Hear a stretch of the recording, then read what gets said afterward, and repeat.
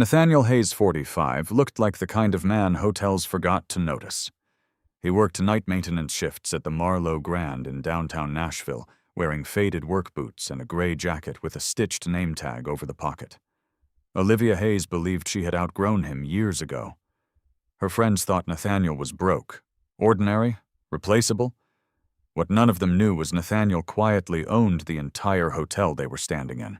The champagne cork popped across the marble lobby just as Olivia lifted her divorce papers into the air directly beneath the gold Hayes Hospitality logo hanging behind the front desk. Before we continue, comment your country and local time below. I always like seeing where these stories reach. And if you enjoy stories about quiet power betrayal and calculated revenge, subscribe to the channel. Tomorrow's story gets even colder. Nathaniel Hayes arrived at the Marlowe Grand every night at 9:40 p.m. in the same faded blue Ford F-150 he had driven for almost 11 years. The truck had rust along the rear wheel wells and a cracked corner on the passenger side taillight that he never bothered fixing. The valet attendants barely looked up anymore when he parked in the employee section beneath the garage. To them, Nathaniel was just the overnight maintenance supervisor, a quiet middle-aged guy with rough hands and steel-toe boots. Nothing more. He walked through the service entrance carrying a black thermos from a gas station off Interstate 40. Same coffee every night. Same gray jacket with Hayes stitched above the pocket in worn white thread. Nobody connected the name. Inside the basement engineering office, fluorescent lights hummed softly over shelves filled with plumbing parts and electrical diagrams. Nathaniel signed the maintenance log without saying much. "Boiler pressure on 12's acting weird again," one of the younger techs said. Nathaniel nodded once. "I'll take a look." That was usually all he said. Short sentences, calm voice, no ego voice. The younger employees liked him because he never barked orders. The older employees trusted him because he fixed problems himself instead of hiding behind a desk.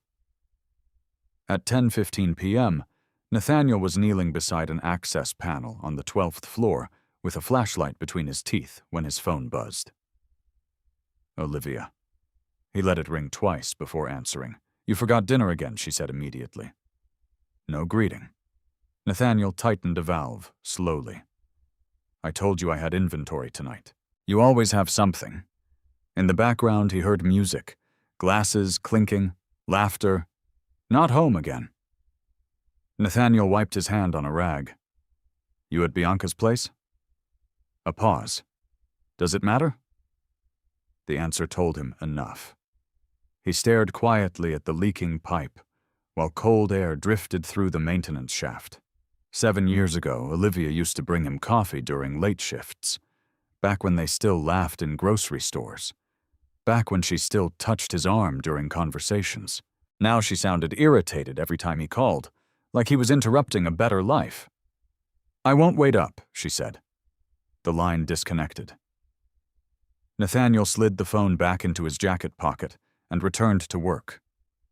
No reaction, no curse under his breath, no anger. That was one thing people misunderstood about Nathaniel Hayes. Silence did not mean blindness.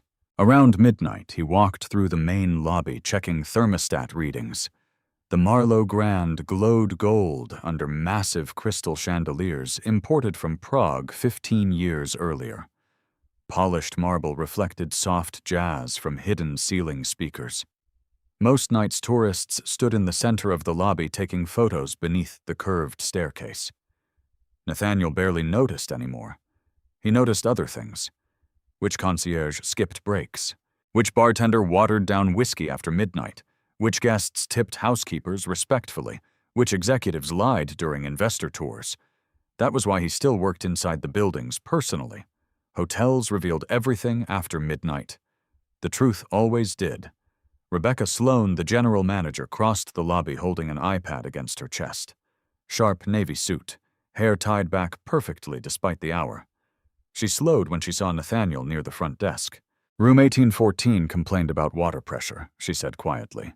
"I already fixed it. I figured." Rebecca hesitated. You staying for the investor walkthrough tomorrow? Nathaniel adjusted the cuff of his jacket. Just observing. Rebecca gave a small nod. Unlike most employees, Rebecca knew exactly who Nathaniel was. She had discovered it by accident 3 years earlier, after signing confidential acquisition paperwork in Chicago. To her credit, she never treated him differently afterward. Never exaggerated respect. Never tried to impress him. That was rare. Nathaniel continued toward the elevators. Near the bar entrance, 2 women in designer coats glanced briefly at him before looking away again. One of them whispered something. The other laughed softly. Nathaniel caught only 2 words. Maintenance guy. He kept walking. Upstairs, in suite 2106, a guest from Dallas had shattered a bathroom sink after getting drunk during a bachelor party. Nathaniel spent 40 minutes replacing piping, while 3 intoxicated men argued over sports betting in the living room. One of them tossed him a $20 bill afterward. Sorry, brother.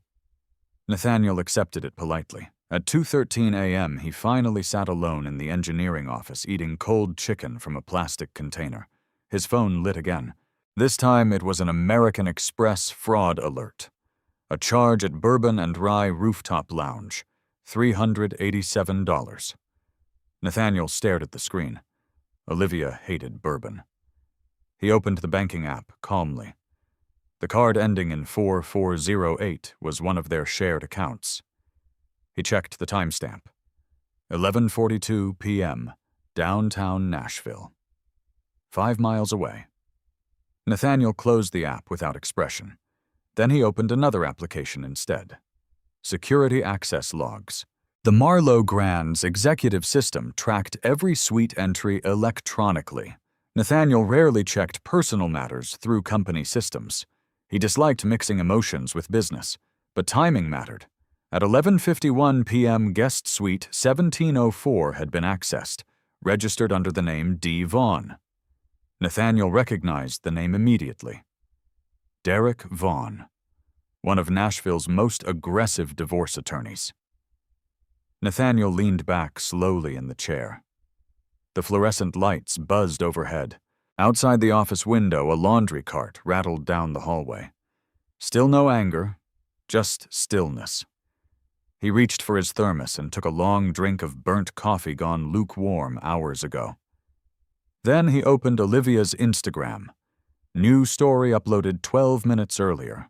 A rooftop view. Champagne glass. No face visible. But a man's navy suit sleeve reflected faintly in the window beside her. Nathaniel looked at the reflection for several seconds. Italian wool. Brioni. Derek Vaughn wore Brioni suits in every legal conference photo online. Nathaniel locked the phone screen and stood up. At 3:07 a.m., he walked alone through the silent lobby again. Night staff vacuumed rugs near the east hallway, while jazz music echoed softly across marble floors. Nathaniel stopped beneath the massive gold sign mounted behind the reception desk. Hayes Hospitality Group. Most guests never noticed the name. They assumed it belonged to some corporation in New York, not the quiet man changing air filters at 2 a.m. Nathaniel stared at the sign a long moment before Rebecca approached carefully. "You okay?" she asked. Nathaniel nodded once. Rebecca. "Yes. Pull guest access logs for suite 1704 over the last 6 months." Her expression tightened slightly, but she didn't ask questions. Understood. Nathaniel turned toward the elevators again. Also, he added calmly, "Copy all lobby footage from tonight." Rebecca looked at him more carefully this time. "What happened?" Nathaniel adjusted the cuff of his worn jacket. "I think my wife just hired a lawyer before telling me she wanted a divorce." For the first time all night, Rebecca said nothing. Nathaniel stepped into the elevator alone. As the doors closed, his phone vibrated once more. A new text from Olivia. "We need to talk tomorrow. Please don't make this difficult." Nathaniel looked at the message without blinking. Then the elevator doors sealed shut around him. By 6:30 the next morning, Nathaniel Hayes was already home. The house in Franklin sat behind a stone gate at the end of a private drive lined with bare oak trees. From the street, it looked like Olivia's kind of house. White brick, black shutters, wide porch. Perfect landscaping paid for by a company she believed Nathaniel could barely pronounce. Nathaniel parked the old F-150 beside Olivia's white Range Rover. The Range Rover had not been there when he checked the garage cameras at 2:00 a.m. He stepped out into the cold morning air and stood still for a moment. The grass was wet.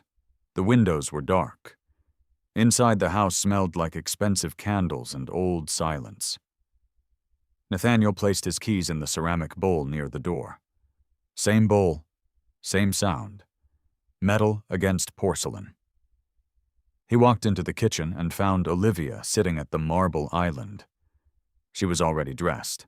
Cream blouse, gold watch, hair pulled back neatly, not casual, not nervous, prepared. A thick folder sat on the counter in front of her. White paper, blue tabs, a black binder clip. Nathaniel stopped at the edge of the kitchen. Olivia looked up from her phone. "You're late." Nathaniel glanced at the clock above the built-in oven. "It's 6:34. I meant late coming home." He said nothing. That bothered her more than an argument would have. Olivia placed her phone face down beside the folder. Her nails were painted pale pink, the same color she wore to charity lunches and country club dinners, where she introduced Nathaniel as my husband, without mentioning what he did. Not because she was proud, because she didn't want questions. "We need to handle this like adults," she said. Nathaniel walked to the coffee machine and poured what was left from the pot. It had been sitting there long enough to turn bitter. He drank it anyway. Olivia watched him with thin patience. "I filed yesterday." Nathaniel turned slightly. "For divorce." She pushed the folder across the marble. It slid 3 inches and stopped. Nathaniel looked down at it.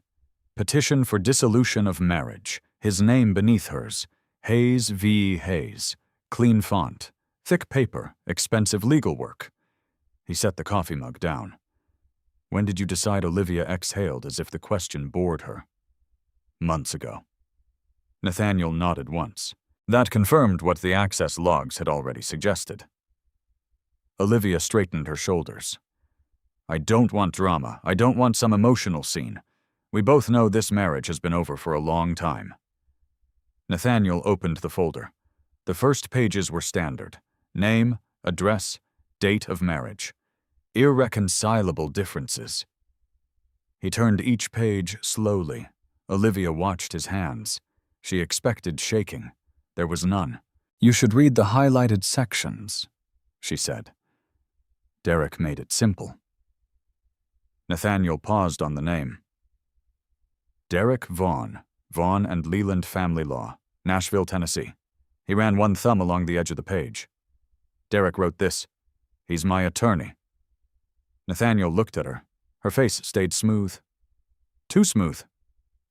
"He's very good," Olivia said. "And before you ask, yes, I used money from the joint account for the retainer. That's allowed." Nathaniel lowered his eyes back to the document. The petition listed the Franklin house as marital property, the Range Rover, 2 investment accounts, a brokerage account Olivia believed was larger than it was. Then came the attachment, Schedule B, Equitable Division Proposal. Nathaniel read the first paragraph, then the second. Then he slowed down. There it was. A phrase inserted with too much confidence. Any ownership interest, direct or indirect, held by respondent in Hayes Hospitality Group. Hayes Legacy Holdings or related hotel assets acquired, expanded, improved, or operated during the marriage. Nathaniel did not move. His face did not change. But something inside him became very quiet. Not shocked, not hurt, focused. Olivia had not known those names when they married. She had not known them 5 years ago. She had learned them recently, and someone had taught her where to look. He turned the page. Another attachment, Statement of Claimed Business Contribution. Olivia was claiming she had supported Nathaniel while he pursued employment in hospitality operations. Employment. That word sat there like a stain. She was framing his ownership as labor, his assets as shared growth, his silence as weakness. Nathaniel read every line. Slowly. Olivia tapped one finger against the counter. You don't have to pretend you understand all of it. Nathaniel looked up. She smiled faintly. Not warm, practiced. Derek said these things can get complicated, but the faster you cooperate, the less painful it gets. Nathaniel closed the folder halfway. You want the house. I want fairness. You want the Range Rover. I use it. You want half of accounts you haven't contributed to. Her expression hardened. I was your wife. Nathaniel nodded. Yes, that word landed heavier than anything else he could have said. Olivia shifted in her chair. You were never honest with me either, Nathaniel. His eyes stayed on the folder. How you made me live beneath what I deserved. The kitchen went still. A refrigerator compressor clicked on. Nathaniel looked around the house. The custom cabinets, the imported stone, the sub-zero appliances Olivia had selected during a 3-week renovation she claimed was basic comfort, beneath what she deserved. He lifted the folder again and turned more pages. The deeper he went, the cleaner the trap looked. Too clean.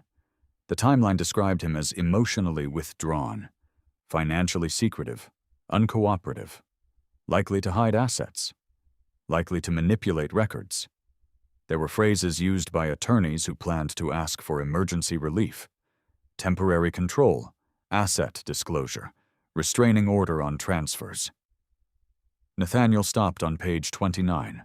There was an exhibit reference, Exhibit D Preliminary Business Structure Chart. He opened the attached chart. 5 boxes, Hayes Legacy Holdings at the top, 3 subsidiary LLCs beneath it, 1 hotel management company beneath those. The chart was incomplete, but close enough to be dangerous. Nathaniel's eyes moved to the bottom right corner, prepared by Vaughn Capital Holdings Research Division, not Vaughn and Leland Family Law, Vaughn Capital Holdings. He had seen that name before. 8 months earlier, a private acquisition inquiry had come through a Dallas broker.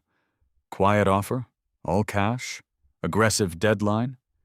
They wanted the Marlowe Grand, not the whole portfolio, just the Nashville flagship.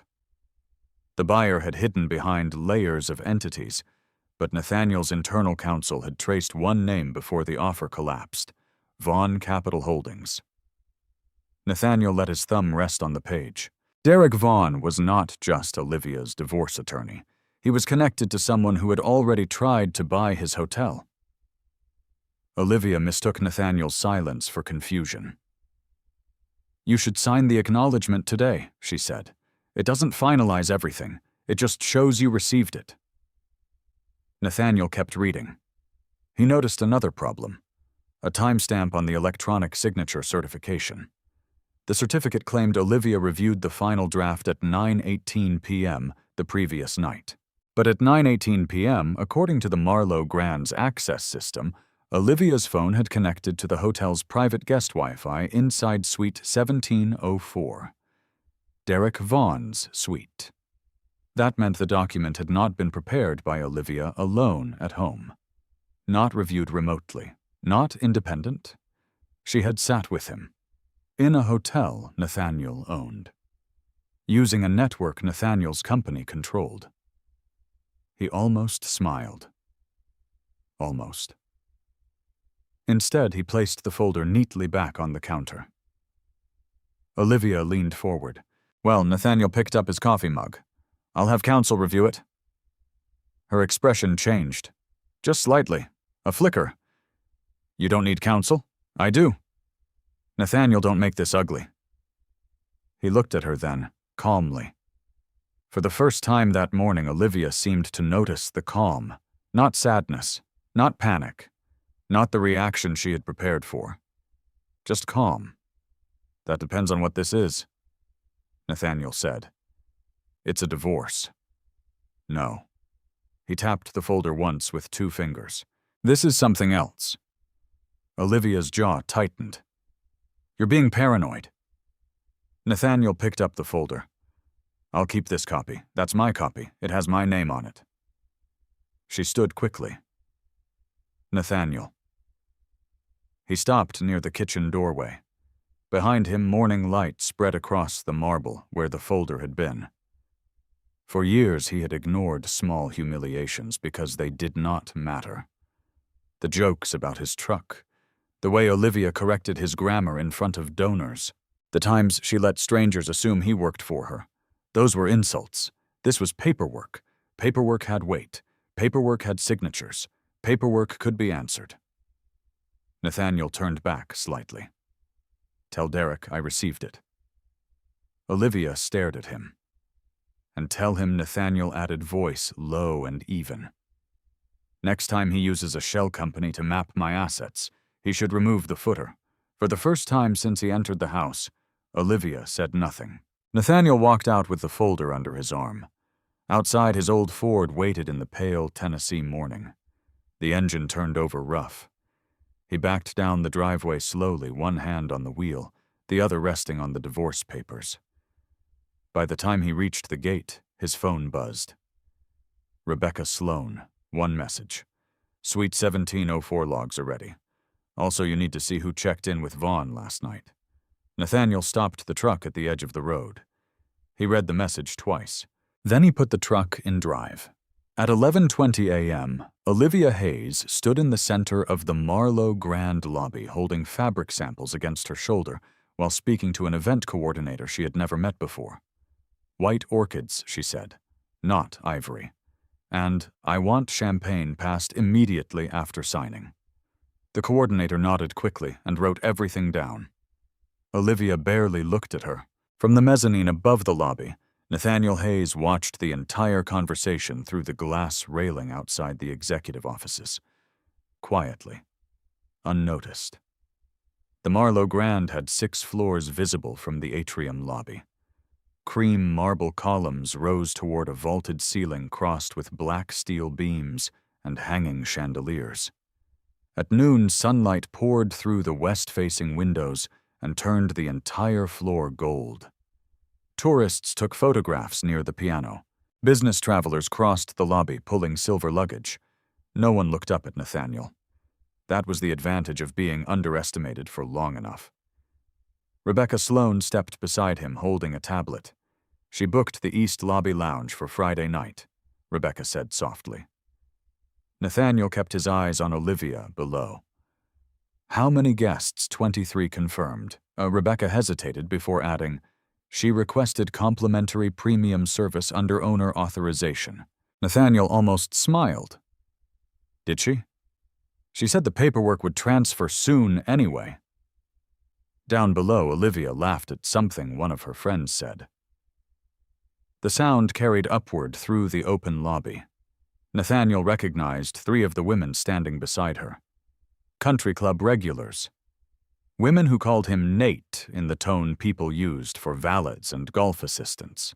One of them, Melanie Pierce, had once asked Olivia at a charity dinner whether Nathaniel planned to go back to school eventually. Olivia never corrected her. Nathaniel rested one hand against the railing. What suite did they reserve, presidential? Rebecca glanced sideways at him carefully. She also requested custom-engraved champagne glasses. Nathaniel nodded once.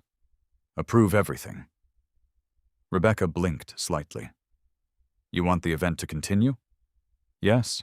Nathaniel turned away from the railing and walked toward the executive conference room. Rebecca followed. Inside floor-to-ceiling windows overlooked downtown Nashville. The Cumberland River shimmered beneath pale winter sunlight while traffic crawled across Broadway below. Nathaniel removed his worn maintenance jacket and placed it over the back of a chair. Underneath, he wore a plain black Henley shirt. Nothing expensive, nothing flashy. Rebecca handed him a printed report. Guest access logs from Suite 1704. Nathaniel opened the file immediately. Derek Vaughn had entered and exited the suite 9 times over the previous 4 months. But another name appeared repeatedly beside his. Carter Whitmore. Nathaniel's eyes narrowed slightly. Carter Whitmore was not a divorce attorney. He was a commercial real estate investor based out of Dallas.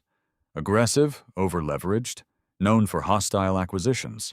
3 years earlier, Whitmore Capital attempted to pressure a historic hotel chain into bankruptcy to force a below-market buyout. Nathaniel remembered the case well, because he had quietly financed the defense against it. Rebecca crossed her arms. "You know him," Nathaniel closed the folder halfway. "I know his reputation, and Olivia." "She doesn't." Rebecca studied him for a second.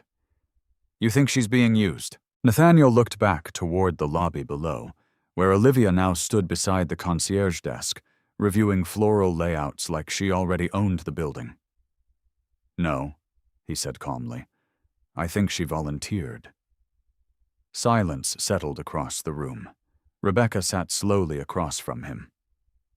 "Legal's asking if they should freeze internal access permissions." Nathaniel shook his head immediately. "No sudden changes. She's discussing ownership openly downstairs." "That's fine." Rebecca frowned faintly. "You're unusually calm about this." Nathaniel leaned back in the chair. The leather creaked softly. "My father taught me something when I bought my first motel." Rebecca waited. He said panic is expensive. Nathaniel opened the report again. Another line caught his attention. Suite 1704 dining charges.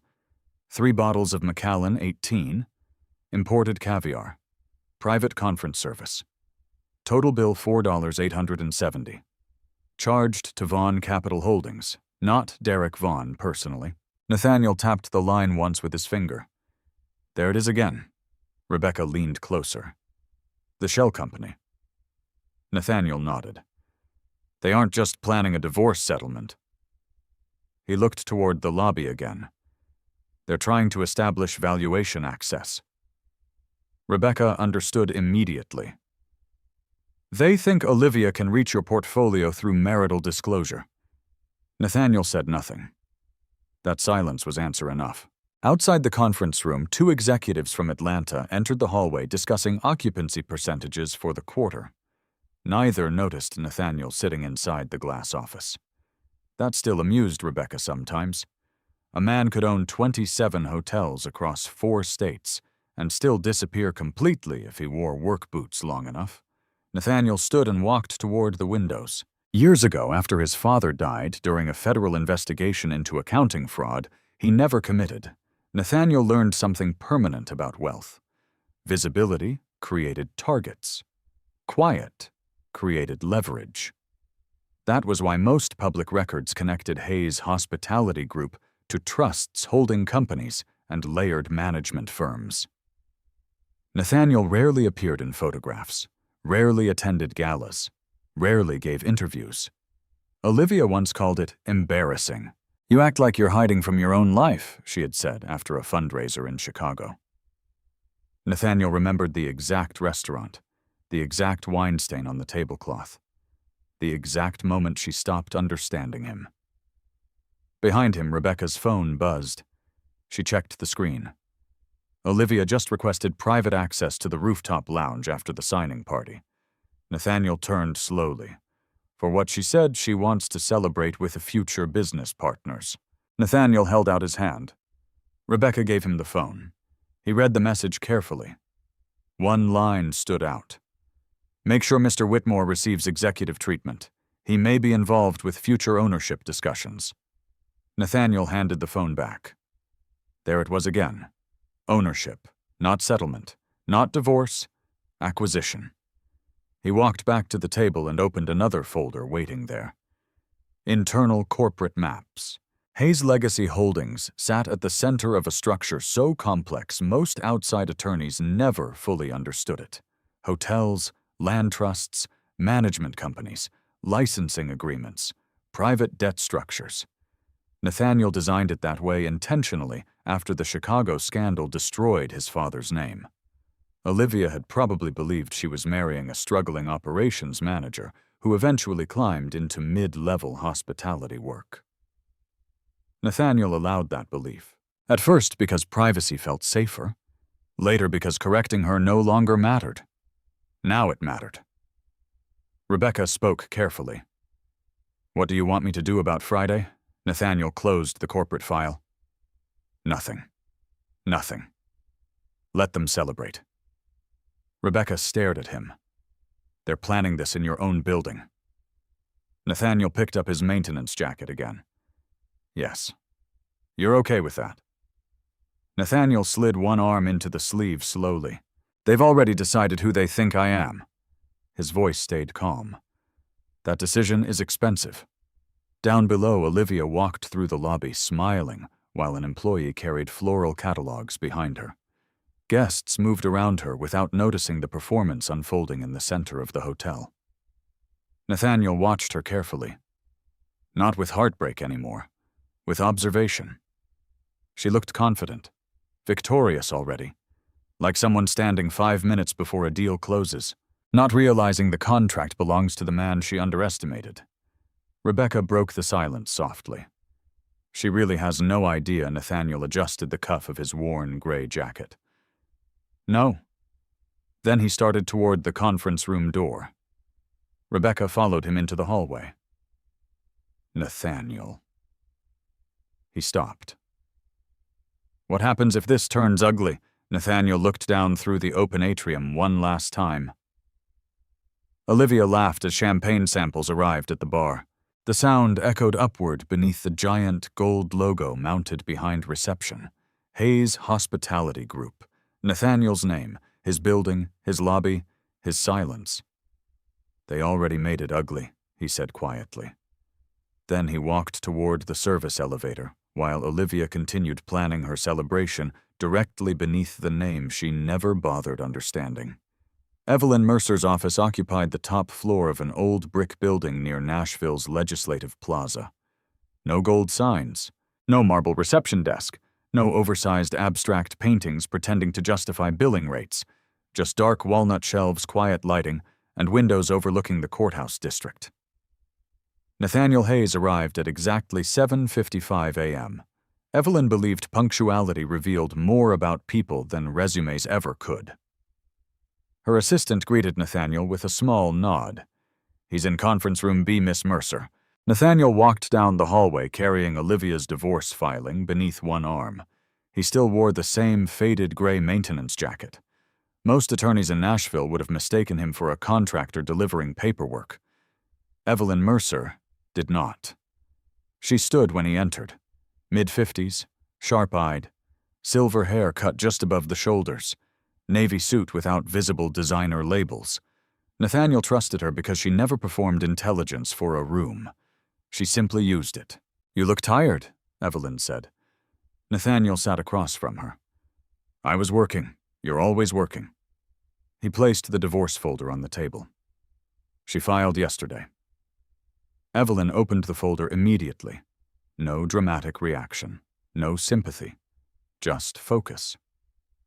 For 23 minutes, the only sound in the room was paper turning. Nathaniel sat quietly near the windows while downtown traffic moved below.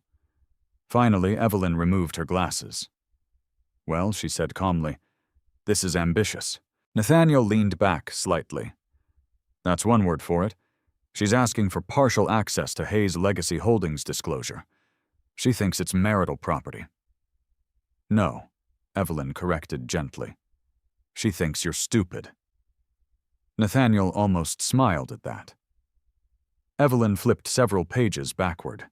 "She also thinks Derek Vaughn is smarter than he actually is." Nathaniel's eyes moved toward her. "You know him, I know the type." Evelyn tapped the Schedule B attachment. "This language wasn't written for divorce leverage alone. It's written for valuation discovery." Nathaniel nodded once. "That's what I thought." Evelyn reached for another folder already waiting beside her laptop. The tab read, "Hayes Premarital Agreement." Nathaniel had not opened that folder in years. Evelyn slid the document across the table. Page 14. Nathaniel opened it. The prenup had been signed 8 months before the wedding in Charleston. At the time, Olivia barely skimmed it between wine tastings and venue meetings. Nathaniel remembered because her exact words had been, "I'm marrying you, not your paperwork." Now the paperwork mattered. Nathaniel read silently. All pre-existing holdings, trusts, commercial entities, intellectual property management structures, hospitality, assets, future appreciation, and subsidiary growth connected directly or indirectly to Hayes. Legacy holdings shall remain separate, non-marital property regardless of operational involvement during the marriage. Evelyn folded her hands. She signed this willingly. She didn't read it.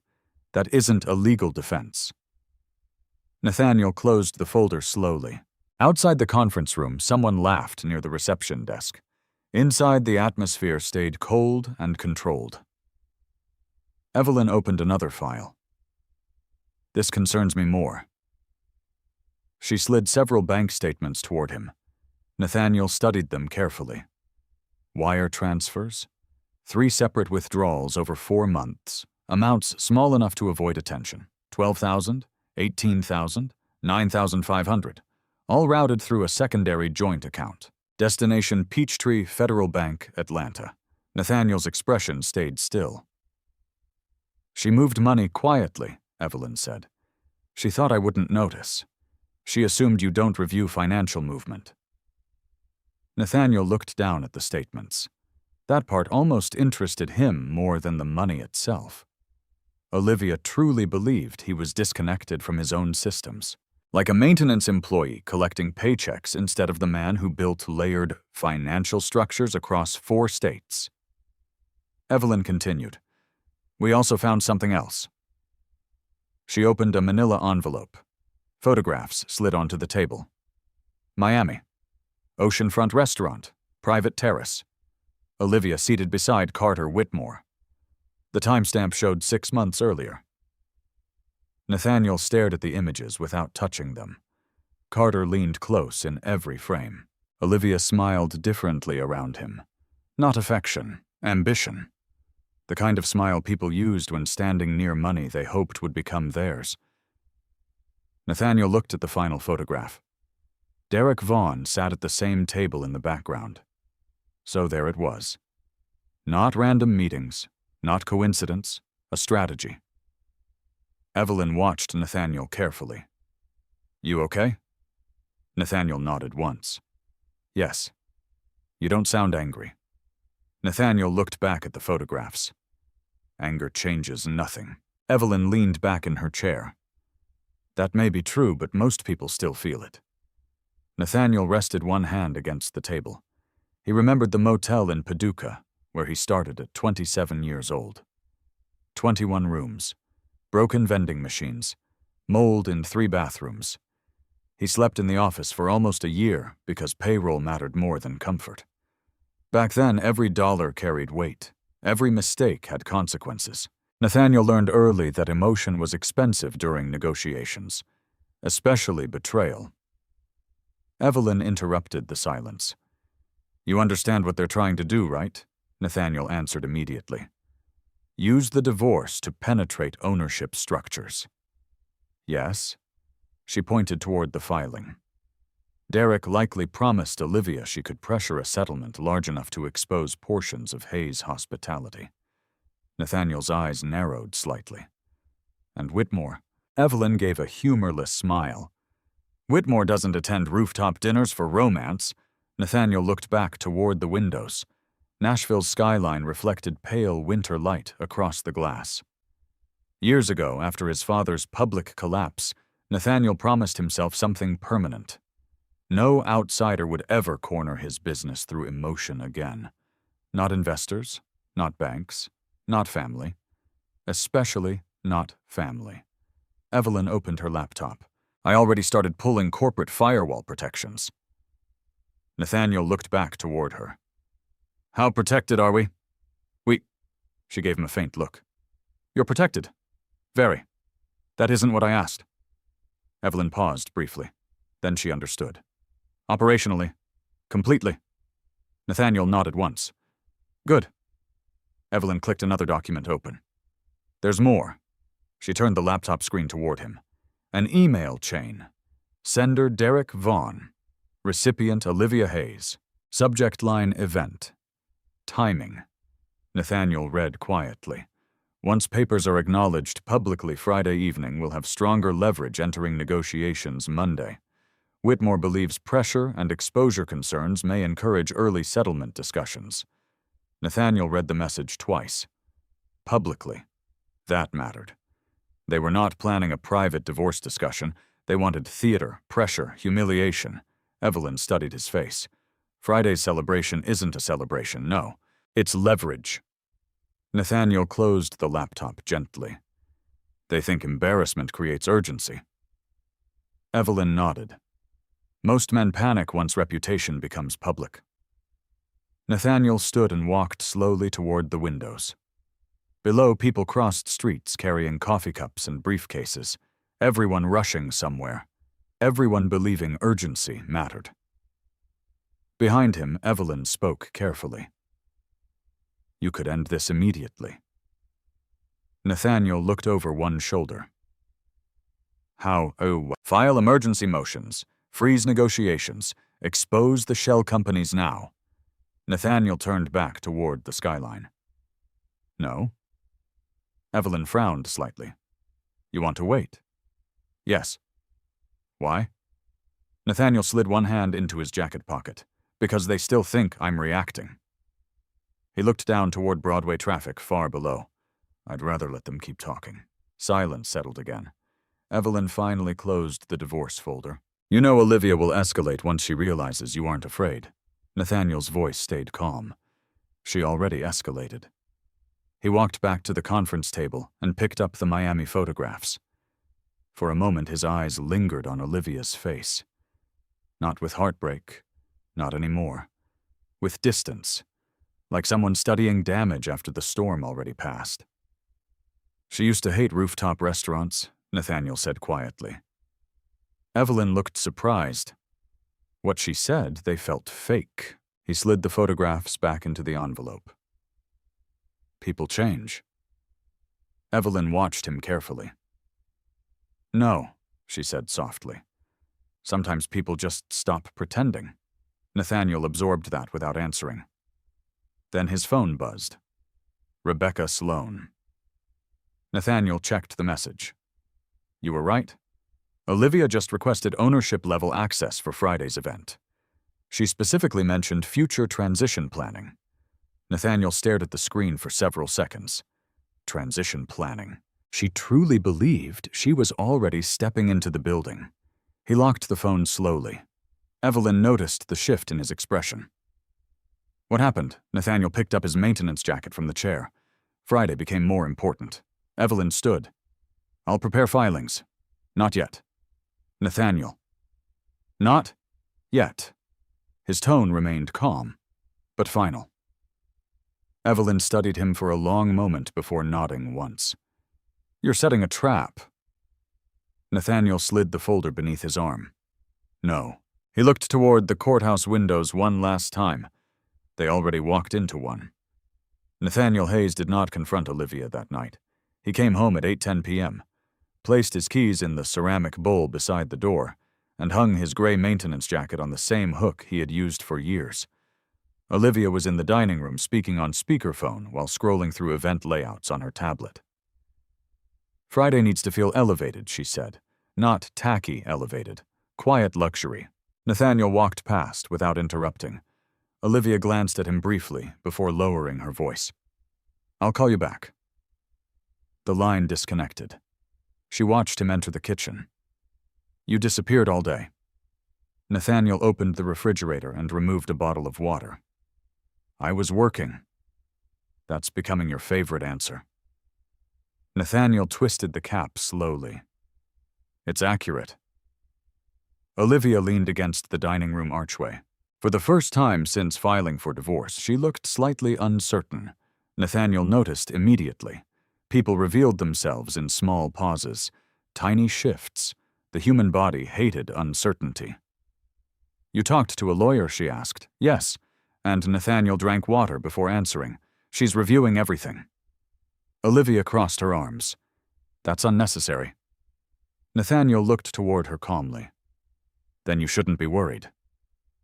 The sentence landed harder than he intended. Olivia's expression tightened instantly. I'm not worried. Nathaniel nodded once. Silence stretched across the kitchen. From outside, headlights swept briefly across the windows as a car passed the property gates. Olivia straightened her posture. I'm trying to keep this civilized. Nathaniel closed the refrigerator. So am I. You don't sound upset. Nathaniel looked at her for several seconds. That seemed to bother her even more, like she had prepared emotionally for anger and found nothing to fight instead. I don't understand you lately, she said. Nathaniel almost answered honestly. You stopped trying years ago, but he said nothing. Olivia walked closer. You've been hiding things from me. Nathaniel leaned one shoulder lightly against the kitchen counter. What things you act like you don't care what happens. Nathaniel studied her face. Expensive makeup, perfect hair, controlled breathing, but beneath it he could see something else now. Expectation. She expected him to panic eventually, expected him to break under pressure, expected Friday night to finish the process. Nathaniel set the water bottle down. What exactly do you think happens Friday? Olivia hesitated. Only half a second. But Nathaniel saw it. We sign paperwork, she said carefully. We move on. That was not the full answer. Nathaniel knew it. She knew he knew it. But neither acknowledged the gap. Olivia reached for her tablet again. The event planner confirmed the rooftop access. Nathaniel's eyes moved slightly. The rooftop. After the signing. Her tone carried casual confidence now. Derek invited a few people. Nathaniel nodded slowly. Business people? Olivia looked up sharply. What does that mean, nothing? But it meant everything. Nathaniel already knew Carter Whitmore planned to attend. The rooftop was private access. No cameras visible to guests. No interruptions. Perfect for conversations about acquisitions disguised as celebrations. Olivia watched him carefully. You really think I'm the villain here, don't you? Nathaniel answered honestly. I think you made decisions. That's not an answer. It's the only one that matters. She stared at him. For years, Olivia had confused Nathaniel's restraint with weakness, because loud men had always surrounded her. Men who slammed doors. Men who performed anger. Men who wanted audiences. Nathaniel never raised his voice. That made him difficult to read, and dangerous to underestimate. Olivia finally grabbed her wine glass from the counter. You know what your problem is? Nathaniel waited. You spent so much time acting small that eventually you became small. The room went quiet. Nathaniel looked at her steadily. No reaction, no defense. But something cold settled deeper inside him. Not pain, recognition. Olivia truly believed it. She believed financial appearance was reality. Believed expensive restaurants meant importance, believed visibility created power. Nathaniel had spent 20 years learning the opposite. She took another sip of wine. You could have been more. Nathaniel looked towards the dark kitchen windows. I was. Olivia frowned faintly. What's that supposed to mean? Nathaniel picked up the water bottle again. Nothing. Upstairs, Olivia's phone buzzed from the bedroom. She walked away to answer it. Nathaniel listened to her heels fade across hardwood floors. Then he stood alone in the kitchen for nearly a minute without moving. Finally, he pulled his own phone from his pocket and opened the security dashboard Rebecca had sent earlier. 3 video files waited in encrypted storage. March 12th, March 28th, April 7th. Nathaniel selected the first. The footage opened from a private hallway camera inside the Marlowe Grand. Timestamp March 12th, 9:41 p.m. Derek Vaughn exited Suite 1704 carrying 2 folders and speaking on his phone. 30 seconds later, Olivia stepped out behind him. Nathaniel watched carefully. Olivia looked relaxed. comfortable. Not pressured, not manipulated. She adjusted Derek's tie briefly before laughing at something he said. Nathaniel paused the video there. Not because of jealousy, because details mattered. People lied with words. Bodies usually did not. Nathaniel reopened the footage. At 9:44 p.m., another elevator opened. Carter Whitmore stepped into frame. Tall, expensive charcoal coat, Texas posture. The kind of man who occupied space aggressively even while standing still. Derek shook his hand. Olivia smiled immediately. Then the three disappeared back into the suite together. Nathaniel sat slowly at the kitchen island. The refrigerator hummed softly behind him. He opened the second video. March 28th. Same suite, different conversation. This footage included partial audio captured through the hallway microphone system used for executive security incidents. Static crackled briefly. Then Derek's voice became clear enough to understand.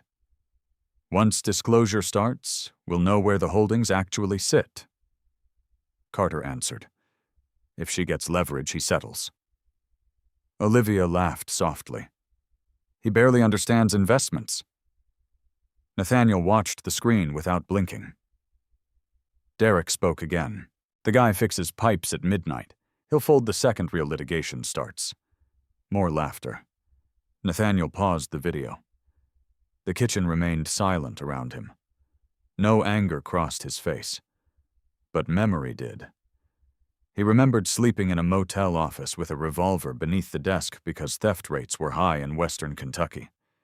He remembered repairing boilers himself during snowstorms because payroll came first. He remembered banks refusing him loans after his father's scandal poisoned the Hayes name. Small.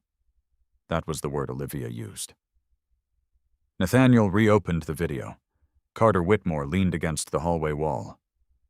What matters is access, Carter said.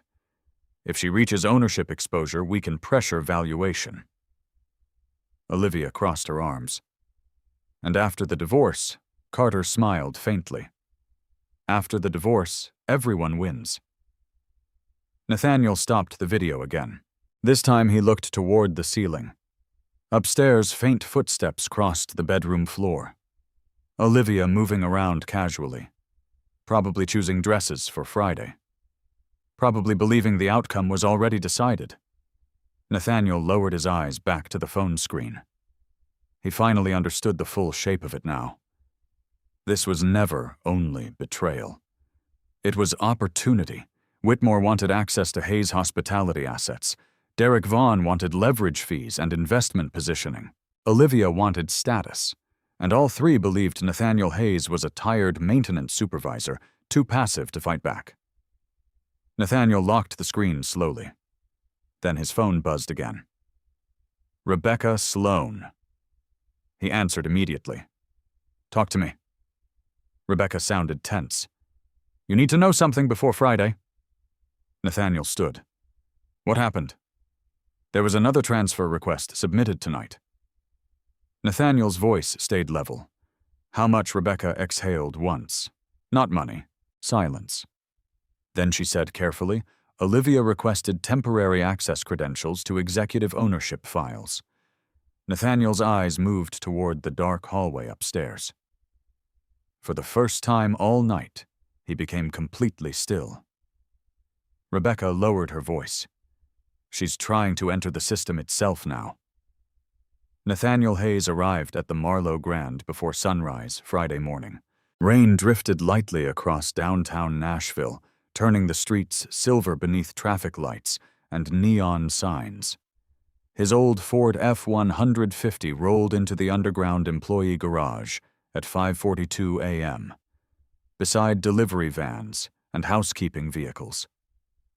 Nobody looked twice at him. A bellman smoking near the loading dock lifted one hand casually. Morning, Nate? Nathaniel nodded once. Morning.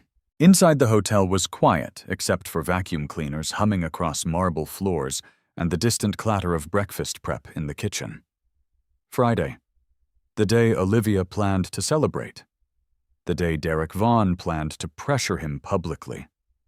The day Carter Whitmore expected leverage. Nathaniel walked through the employee corridor carrying nothing but his phone and a folded maintenance clipboard. Calm, measured, the same way he walked into every difficult situation since he was 27 years old and sleeping inside a roadside motel office. Rebecca Sloan waited for him inside the executive security room, dark circles beneath her eyes, tablet in one hand, coffee untouched beside the monitors. "You were right," she said immediately. Nathaniel closed the door behind him. "About what?" She escalated. Rebecca tapped the screen and rotated one monitor toward him. Access logs filled the display. Time-stamped, detailed. Thursday night, 11:13 p.m. Olivia Hayes requested executive credential authorization through Guest Relations Management. Requested access tier, temporary ownership advisory review. Nathaniel stared at the screen silently. She used Derek's authorization documents. Rebecca continued, and somehow they attached a pending transition notation. Nathaniel's eyes narrowed slightly. Who approved it? Nobody. Rebecca zoomed into the request trail. It triggered compliance review automatically. Security locked it before activation. Nathaniel nodded once. So they tested the system. Rebecca looked at him carefully. Nathaniel, they're moving faster now. He remained silent. Rebecca lowered her voice. I pulled additional footage after your call last night. She tapped another screen. March 12th footage appeared again. Different angle this time.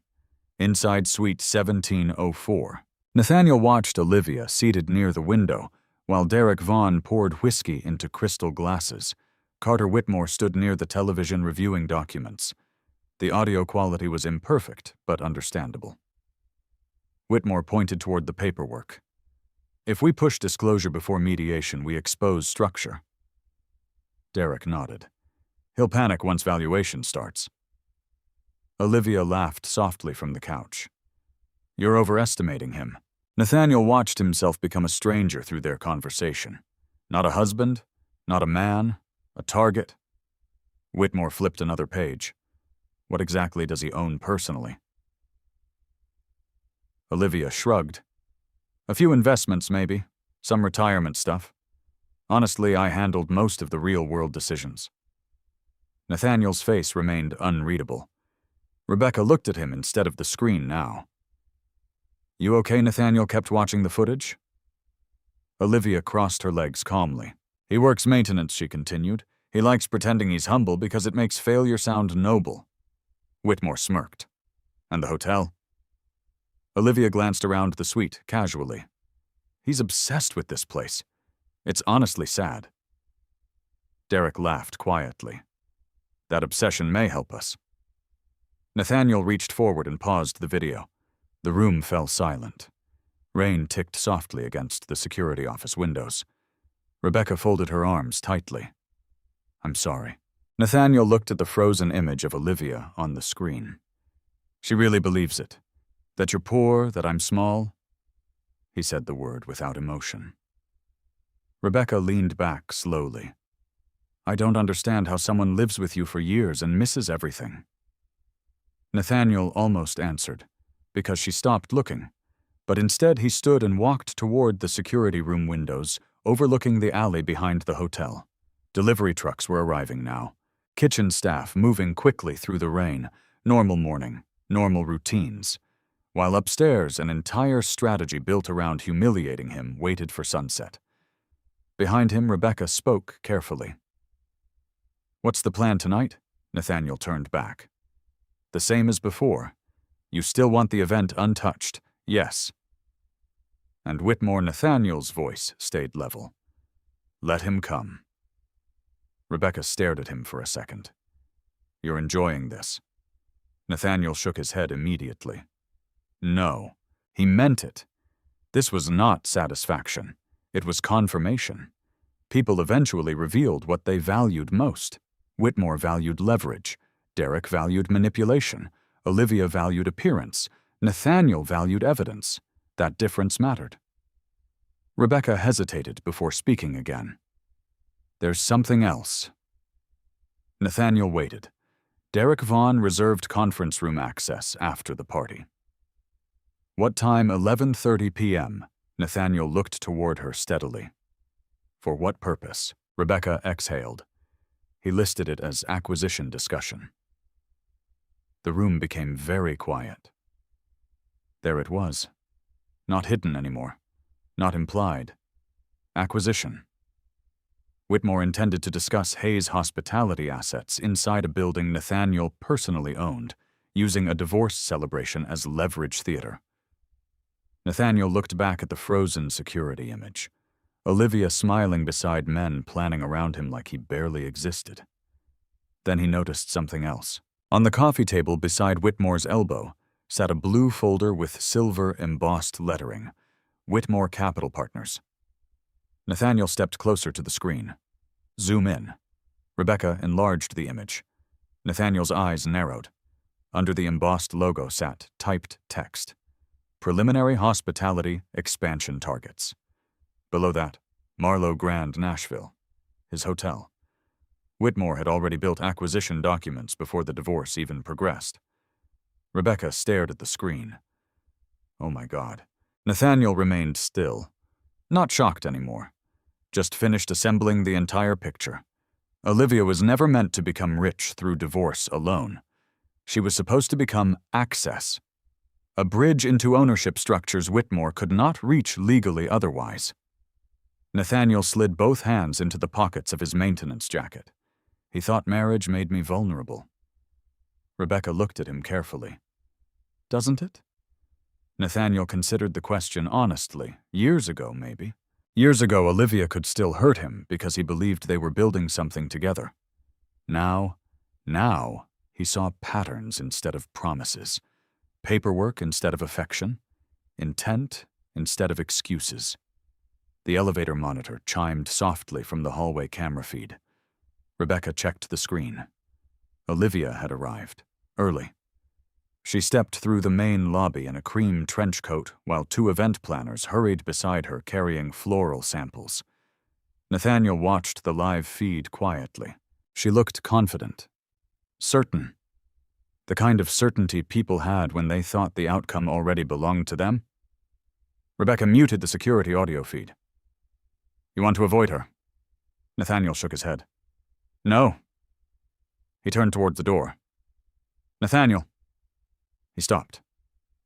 If this blows up publicly tonight, it will. Rebecca paused. You really think so? Nathaniel looked back at the frozen footage one final time. Whitmore, Derek, Olivia, all sitting inside Suite 1704 discussing his life like a liquidation opportunity. Then Nathaniel looked toward the live lobby feed, where employees were already arranging white orchids beneath the massive gold Hayes hospitality logo. They already decided I'm weak, he said quietly. That's the only reason any of this exists. Rebecca watched him carefully. What happens when they realize they're wrong? Nathaniel opened the security room door. Outside, the hotel had fully awakened now. Housekeepers moving carts, managers crossing hallways, guests heading toward breakfast. Another normal morning inside a building filled with people who had no idea what would happen by nightfall. Nathaniel adjusted the cuff of his faded gray jacket. Then he answered without changing expression. They'll realize it in public. He walked down the hallway toward the service elevator, toward the lobby, toward Olivia, and downstairs, beneath chandeliers, and imported marble workers continued preparing champagne towers for a celebration built on a lie. By 7:10 p.m., the Marlowe Grand lobby looked less like a hotel and more like a private awards ceremony. White orchids curved across the marble reception counters. Gold candles flickered inside crystal cylinders along the lounge bar. A string quartet played near the staircase, while servers carried silver trays filled with champagne flutes through the crowd. Nathaniel Hayes entered through the employee corridor wearing the same faded gray jacket and worn leather boots he had worked in all week. No one noticed him immediately. That was the problem with expensive rooms. People stopped seeing anyone who looked like they belonged to the staff. The lobby buzzed with polished conversation and soft laughter. Men in tailored suits discussed development projects and investment portfolios, while women in designer dresses posed for photographs beneath the chandeliers. At the center of it all stood Olivia Hayes. White satin dress, diamond earrings Nathaniel bought for their 10th anniversary, champagne glass in one hand, victory already written across her posture. Nathaniel stopped near one of the marble columns and observed quietly. She looked happy. Not relieved, not emotional, happy. That distinction mattered. A server carrying drinks brushed past Nathaniel without recognizing him. "Careful there, sir." Nathaniel stepped aside politely. Across the room, Derek Vaughn stood beside Carter Whitmore near the private lounge entrance. Derek wore a navy Brioni suit with a silver tie clip. Carter looked exactly like the kind of man who believed expensive watches measured intelligence. They were laughing about something. Whitmore checked his watch twice within 30 seconds. Impatient, probably waiting for signatures. Nathaniel glanced upward toward the second-floor balcony.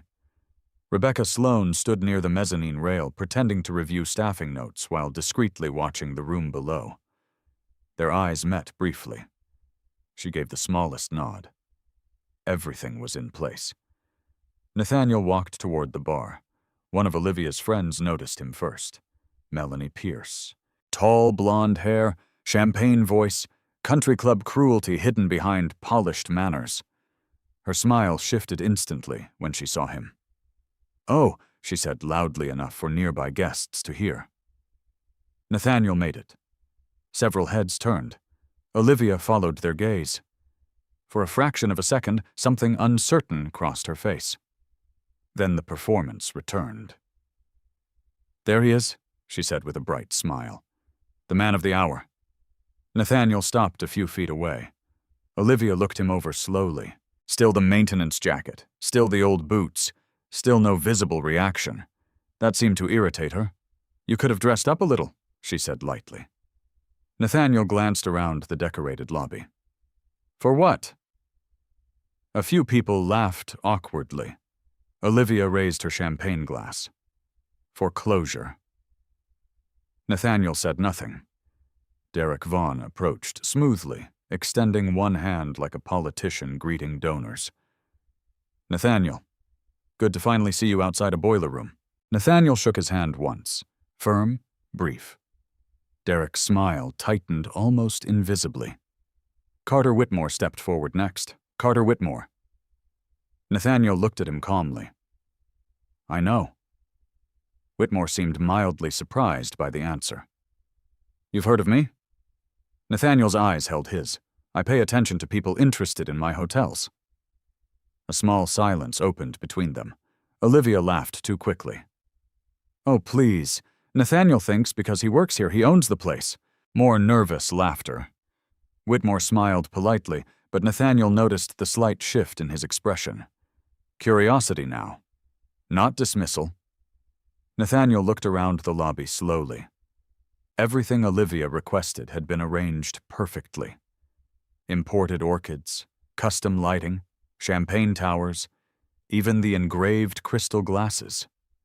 One of them sat on the nearby bar, Olivia and Freedom. Nathaniel stared at the engraving for 2 seconds longer than necessary.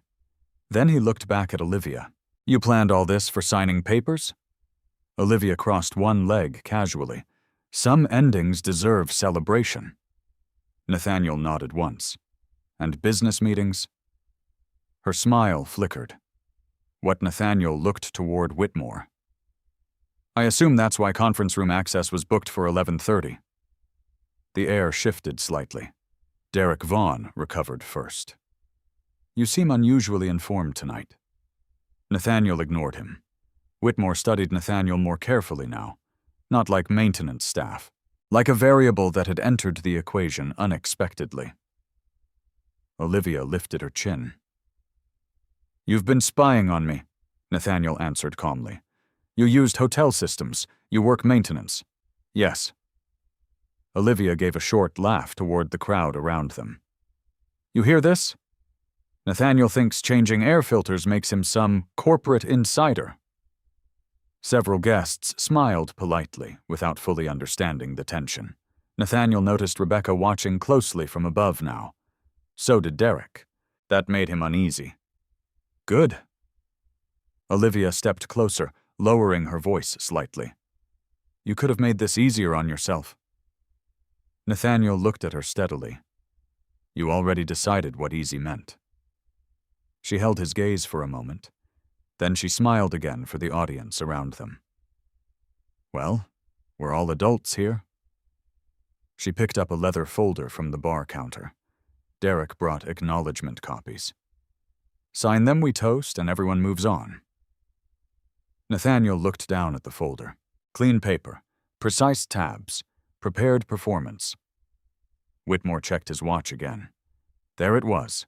The pressure. The urgency Evelyn Mercer predicted. Nathaniel took the folder slowly, but did not open it.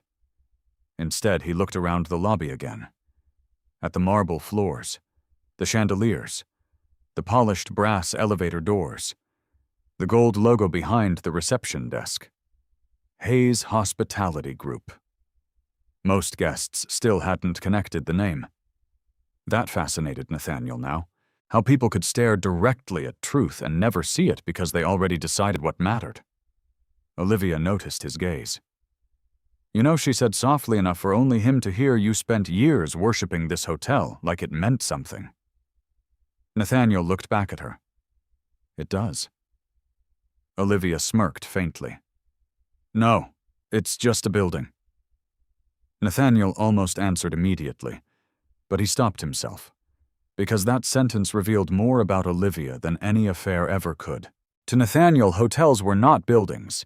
They were payrolls, night workers, single mothers at front desks, dishwashers sending money home, housekeepers paying tuition, security guards working double shifts. The building mattered because people inside it mattered. Olivia saw chandeliers. Nathaniel saw livelihoods. Derek cleared his throat slightly. If we could move this along. Nathaniel turned toward him. You seem anxious. I'm efficient. No, Nathaniel said quietly. You're nervous. Whitmore's eyes narrowed. Olivia's posture stiffened. Around them, the quartet continued playing softly, while guests pretended not to notice the tension gathering near the lounge. Nathaniel placed the folder carefully onto the bar without signing. Then he asked Olivia one simple question. Did you enjoy planning this? She blinked once. What Nathaniel gestured slowly around the lobby. The flowers, the champagne, the celebration. Olivia folded her arms. I earned this. Nathaniel nodded once. Then he finally looked directly toward the massive gold lettering mounted behind the front desk. Hayes Hospitality Group. Warm light reflected across the polished metal. Nathaniel's expression never changed, but his voice became very still. Did you enjoy celebrating in my building silence? Real silence this time. Not social silence, not awkward laughter. The kind that empties oxygen from a room. Olivia stared at him. Derek Vaughn stopped moving entirely. Carter Whitmore's face lost the first layer of confidence.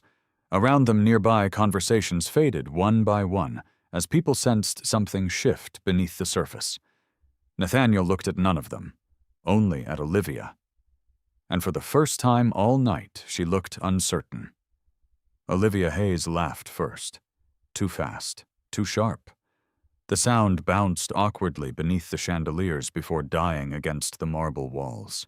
Oh my God, she said, shaking her head. Nathaniel, stop. A few guests smiled uncertainly, relieved someone had broken the silence.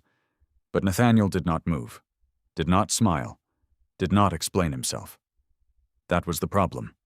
Jokes required participation. Carter Whitmore looked toward Derek Vaughn carefully. Derek recovered with the polished confidence of a man who spent his career controlling rooms.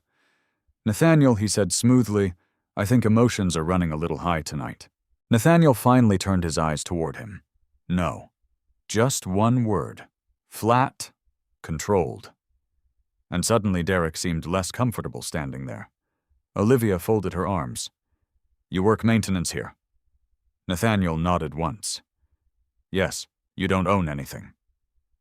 Nathaniel glanced briefly toward the reception desk. Rebecca.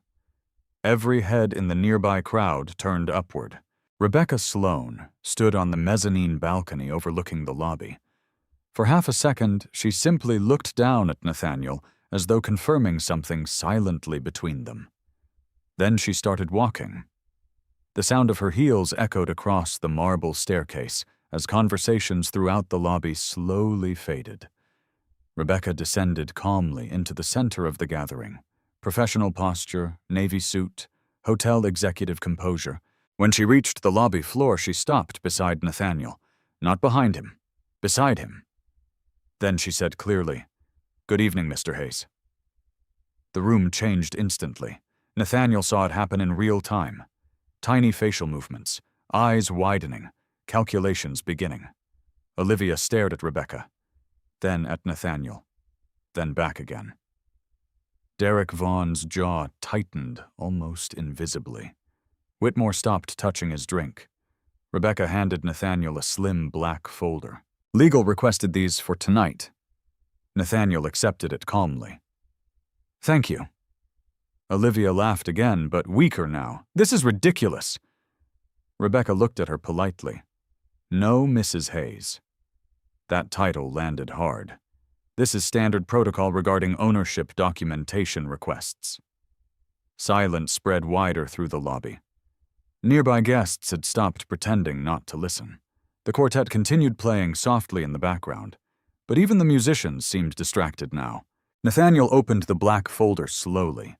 Inside sat certified ownership records, Hayes Legacy Holdings, property acquisitions, trust structures, commercial registrations, the Marlowe Grand Nashville.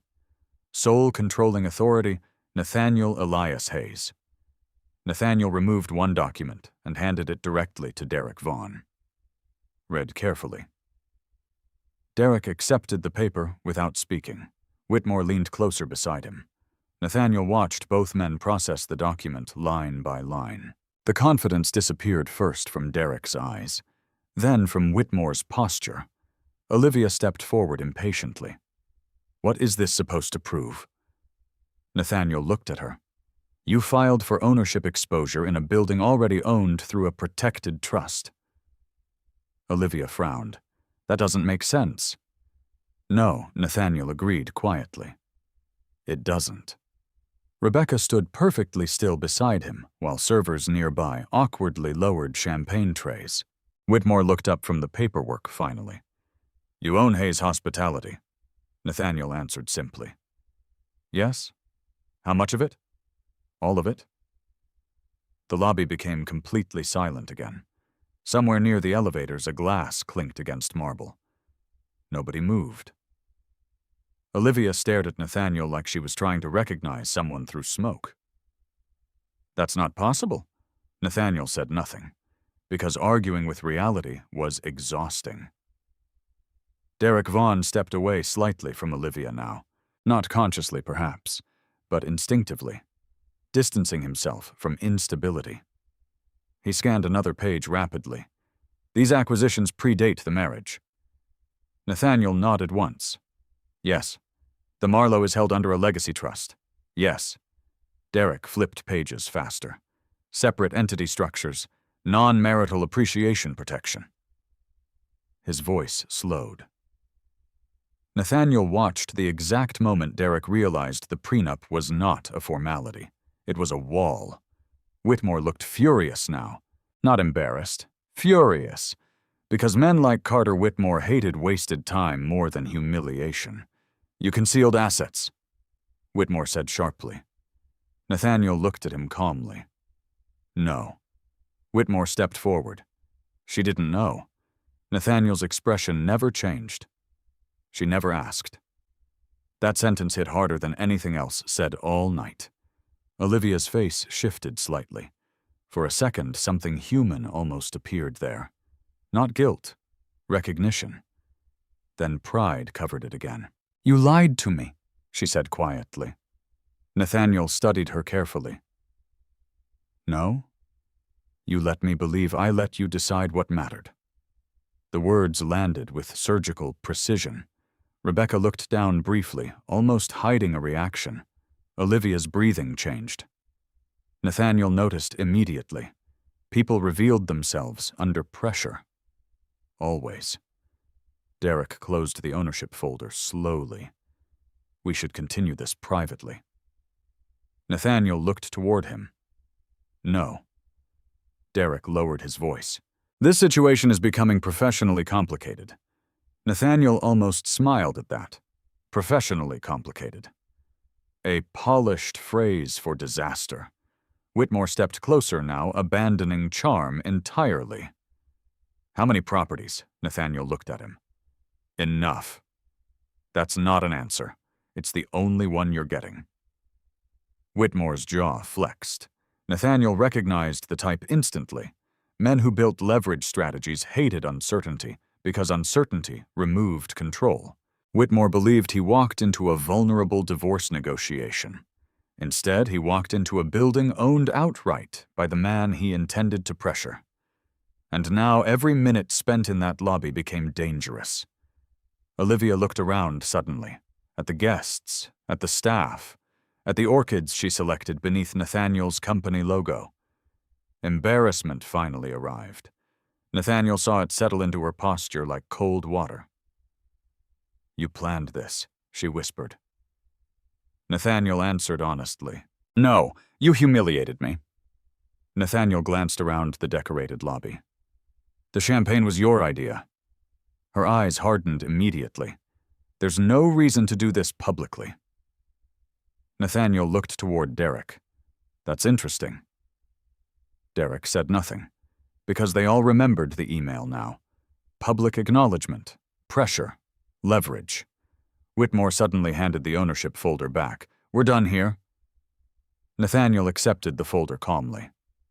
Are you? Whitmore stared at him. Nathaniel held his gaze evenly. You reserved conference room access for acquisition discussions at 11:30. Whitmore froze. Rebecca's eyes shifted toward Nathaniel briefly. Even she had not expected him to say it openly. Olivia turned sharply toward Carter. What Whitmore recovered too slowly. Nathaniel. You brought expansion target files into Suite 1704 on March 12th. Now Derek Vaughn looked genuinely alarmed. Nathaniel continued calmly. You discussed using divorce disclosure to pressure valuation exposure. Olivia's face drained slightly. How do you know that Nathaniel looked around the lobby once more? At the marble floors, at the chandeliers, at the security cameras mounted discreetly above the hallways. Then back at Olivia. You used my hotel. The sentence explained everything. Silence. Heavy now. No music could soften it. Whitmore stepped backward first. Tiny movement. But Nathaniel noticed. Predators retreated. The second environments stopped belonging to them. Derek straightened his suit jacket. We should speak through counsel moving forward. Yes, Nathaniel said. We should. Olivia stared at him. For the first time all night, she looked genuinely uncertain about who her husband actually was. Not because of money, not because of ownership, because Nathaniel still stood there in old boots and a maintenance jacket while the entire room tilted around him without raising his voice once. That frightened people more than anger ever could. Rebecca's phone buzzed softly. She checked the screen, then looked toward Nathaniel. Security's asking if you want the rooftop gathering canceled. Nathaniel looked directly at Olivia, then at Whitmore, then Derek Vaughn. Finally, he answered calmly. No. He slid the ownership folder closed. Let the celebration continue. Nobody touched the champagne after that. The trays remained suspended awkwardly in servers' hands, while conversations across the lobby collapsed into whispers. Guests who arrived expecting a glamorous divorce celebration now stood trapped inside something colder, something real. Nathaniel Hayes remained calm in the center of it. That disturbed people most. Not the ownership reveal, not the money, the calm. Olivia looked around the lobby like she no longer recognized the room she designed 3 days earlier. The white orchid suddenly looked excessive. The gold candles looked staged. Even the engraved crystal glasses felt humiliating now. Olivia and freedom. Nathaniel noticed one sitting alone near the bar. He wondered briefly how much she paid for them. Probably too much. Derek Vaughn cleared his throat carefully. "Nathaniel," he said quietly, "I think it would be best if we moved this discussion somewhere private." Nathaniel looked toward him. "You wanted this public." Derek adjusted his cufflinks. That was before misunderstandings entered the situation. "Misunderstandings?" Nathaniel almost smiled. "You filed ownership discovery requests against assets protected long before the marriage." Whitmore stepped in quickly. "We can still resolve this professionally." Nathaniel turned toward him. That would require professionalism. Whitmore's jaw tightened. Around them, several guests quietly began leaving the lobby. Nobody wanted to remain near a collapsing power structure. That was another thing Nathaniel learned early in business. Crowds loved confidence until confidence cracked.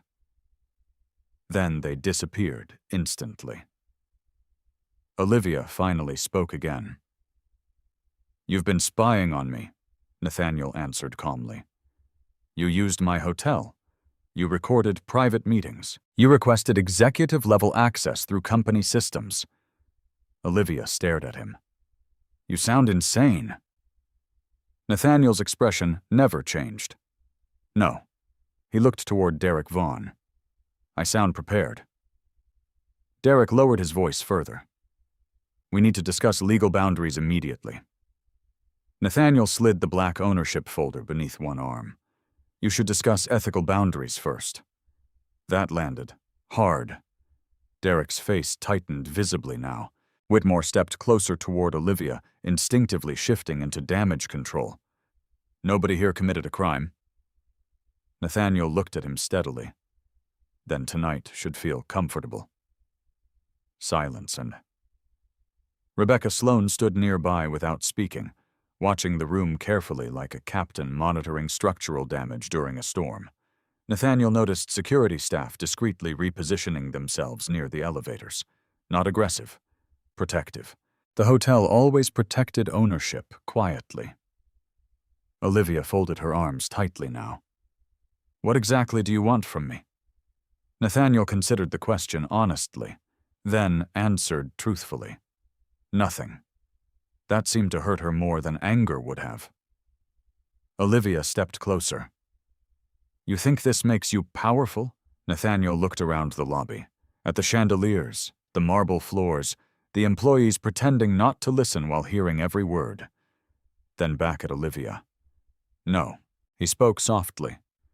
"I think it makes you reckless." Her eyes flashed. "You hid everything from me for years." Nathaniel nodded once. "I protected what I built. You made me look stupid." Nathaniel held her gaze evenly. "You handled that yourself." The sentence cut through the room like broken glass. Even Rebecca inhaled slightly. Olivia's face reddened instantly. For one dangerous second, Nathaniel thought she might throw the champagne glass in her hand. Instead, she set it down too hard against the marble bar. The stem cracked. Whitmore spoke quickly. "This is getting emotional." Nathaniel looked toward him. "No." Then he reached into his jacket pocket and removed a folded set of documents. Evelyn Mercer's filings, prepared hours earlier. Neatly organized, precise. Nathaniel handed one copy directly to Derek Vaughn. Derek opened it carefully. The color drained from his face before he finished the second page. Whitmore noticed immediately. What is it Derek did not answer right away? Because lawyers understood danger faster than investors did. Nathaniel spoke instead. Counterfiling. Olivia looked confused. For what Nathaniel answered calmly. Financial concealment, unauthorized transfer activity, attempted access to protected corporate systems. Whitmore stared sharply at Derek. You said there wasn't exposure. Derek snapped the folder shut. We need counsel present immediately. Nathaniel nodded once. That's wise. Olivia looked between them now, no longer confident, no longer performing. What's happening? Nathaniel watched her carefully. For the first time all evening, she looked like someone realizing the floor beneath them had been unstable from the beginning. Evelyn Mercer entered the lobby at that exact moment. Dark charcoal coat, black leather briefcase, controlled expression. She crossed the marble floor calmly, while conversations nearby died completely. Nathaniel noticed Derek Vaughn straighten instinctively. Professionals recognized dangerous professionals. Evelyn stopped beside Nathaniel without greeting anyone else first. Sorry I'm late. Nathaniel handed her the remaining paperwork. Timing worked. Evelyn glanced once toward Olivia, then Whitmore, then Derek. Her eyes paused on Derek longest. You filed aggressively, she said calmly. Derek tried recovering composure. My client has rights. Evelyn nodded. She does. Then her tone changed slightly. But acquisition coordination through divorce leverage tends to complicate credibility. Whitmore immediately stepped forward. That accusation is unsupported. Evelyn opened her briefcase slowly. Actually, Mr. Whitmore, it's documented. She removed printed screenshots, wire records, suite reservations, internal access requests, security timestamps. Nathaniel watched Whitmore's confidence fracture piece by piece as the documents appeared. Olivia looked stunned. You pulled all this already? Evelyn answered without emotion. You used digital systems. Most people leave footprints. Nathaniel noticed several guests quietly filming now from the edges of the lobby. Phones partially lowered. Social predators sensing collapse. Whitmore noticed too. We're done here, he said sharply. He turned toward Olivia. You should leave. Olivia stared at him. Leave? Not we. You. Nathaniel saw the exact second she realized Whitmore was protecting himself now. Not her. Derek spoke quietly beside them. Olivia, don't say anything else tonight. That frightened her more, because Derek Vaughn had finally stopped sounding confident. Nathaniel remained still while the entire structure around him shifted. He felt no satisfaction, only clarity. Years ago, during a brutal winter in Kentucky, Nathaniel learned something while sitting alone in a motel office after a pipe burst across 8 rooms. People only respected foundations after cracks appeared. Tonight, cracks appeared everywhere. Olivia looked toward Nathaniel again, her voice lowered. You planned this. Nathaniel shook his head slowly. No. He looked around the decorated lobby. The only thing I planned was patience. Silence followed. Heavy. The quartet had stopped playing entirely now. Even the musicians understood the event was over. Evelyn Mercer closed her briefcase. Effective immediately, she said calmly, all future communication regarding marital assets proceeds through counsel only. Derek nodded stiffly. Whitmore already looked halfway toward the exit. Olivia stood frozen between them. Nathaniel noticed the champagne towers reflected in the marble floor behind her. Perfectly arranged. Untouched. A celebration no one wanted anymore. Rebecca's phone buzzed softly. She glanced down then toward Nathaniel. Security confirmed rooftop conference access has been canceled. Whitmore looked sharply toward her. You canceled my reservation, Rebecca answered professionally. The reservation was submitted under false transition authority. Whitmore's face hardened. Nathaniel looked at him calmly. You shouldn't schedule acquisition meetings in buildings you don't understand. Whitmore stared at him for several long seconds. Then he turned and walked toward the exit without another word. Not rushed, but defeated enough to leave. Derek Vaughn followed slower, carrying the counterfiling documents like they physically weighed something now. Only Olivia remained standing near the bar. The white orchids, the broken champagne stem, the engraved crystal glasses. Nathaniel watched her quietly. She looked smaller suddenly. Not because of money, because certainty was gone. After a long silence, Olivia finally asked the question that mattered. "Who are you?" Nathaniel looked at the gold Hayes hospitality logo hanging above the front desk, then back at her. "The same man you stopped paying attention to." And with that, Nathaniel turned away from the celebration built to humiliate him and walked calmly across the marble lobby, while the entire room watched in silence. 3 days later, rain covered downtown Nashville again. Nathaniel Hayes stood outside the Davidson County Chancery Court at 8:12 a.m., wearing a charcoal overcoat over a plain black suit. No luxury watch, no visible designer labels. The same quiet presentation he had carried for years, only now people looked at him differently. Not because he changed, because information had. News from the Marlowe Grand had spread through Nashville's legal and business circles faster than Evelyn Mercer expected. Not publicly through headlines yet, but privately through phone calls, forwarded videos, and whispered conversations behind restaurant booths. The maintenance supervisor who owned the hotel. The divorce celebration that collapsed in the lobby. The attorney tied to acquisition discussions. People loved scandals involving money. They loved underestimating someone even more. Nathaniel climbed the courthouse steps calmly, while reporters gathered farther down the sidewalk near another hearing unrelated to his. Evelyn Mercer waited near the entrance holding 2 legal folders against her side. "You sleep at all?" she asked. "Enough. That's usually not a real answer." Nathaniel gave the smallest shrug. Inside courthouse, security buzzed softly around them. Lawyers crossed marble hallways carrying coffee cups and overstuffed briefcases, while deputies directed people toward different courtrooms. Controlled chaos. Evelyn walked beside Nathaniel toward courtroom 4. "B. Derek filed emergency motions late last night," she said quietly. Nathaniel looked toward her. For what? To suppress portions of the hotel footage. Nathaniel almost smiled. That means he's scared of it. Yes. Evelyn lowered her voice further. He's also trying to distance himself from Whitmore. Nathaniel expected that. Predators abandoned each other quickly when exposure arrived. They entered courtroom 4B at 8:39 a.m.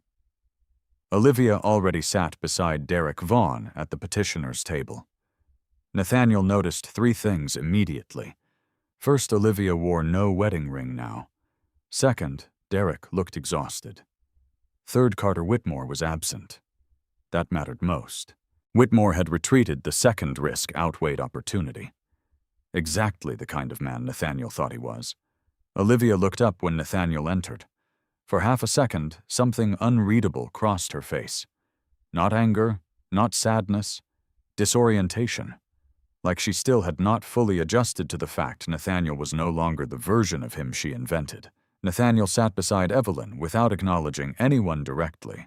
The courtroom smelled faintly of old paper and rainwater from wet coats, dark wood, low lights, muted conversations. Judge Miriam Holloway entered at precisely 9:00 a.m. Everyone stood. Nathaniel watched Olivia during the first procedural moments instead of the judge. She kept adjusting her sleeve cuffs.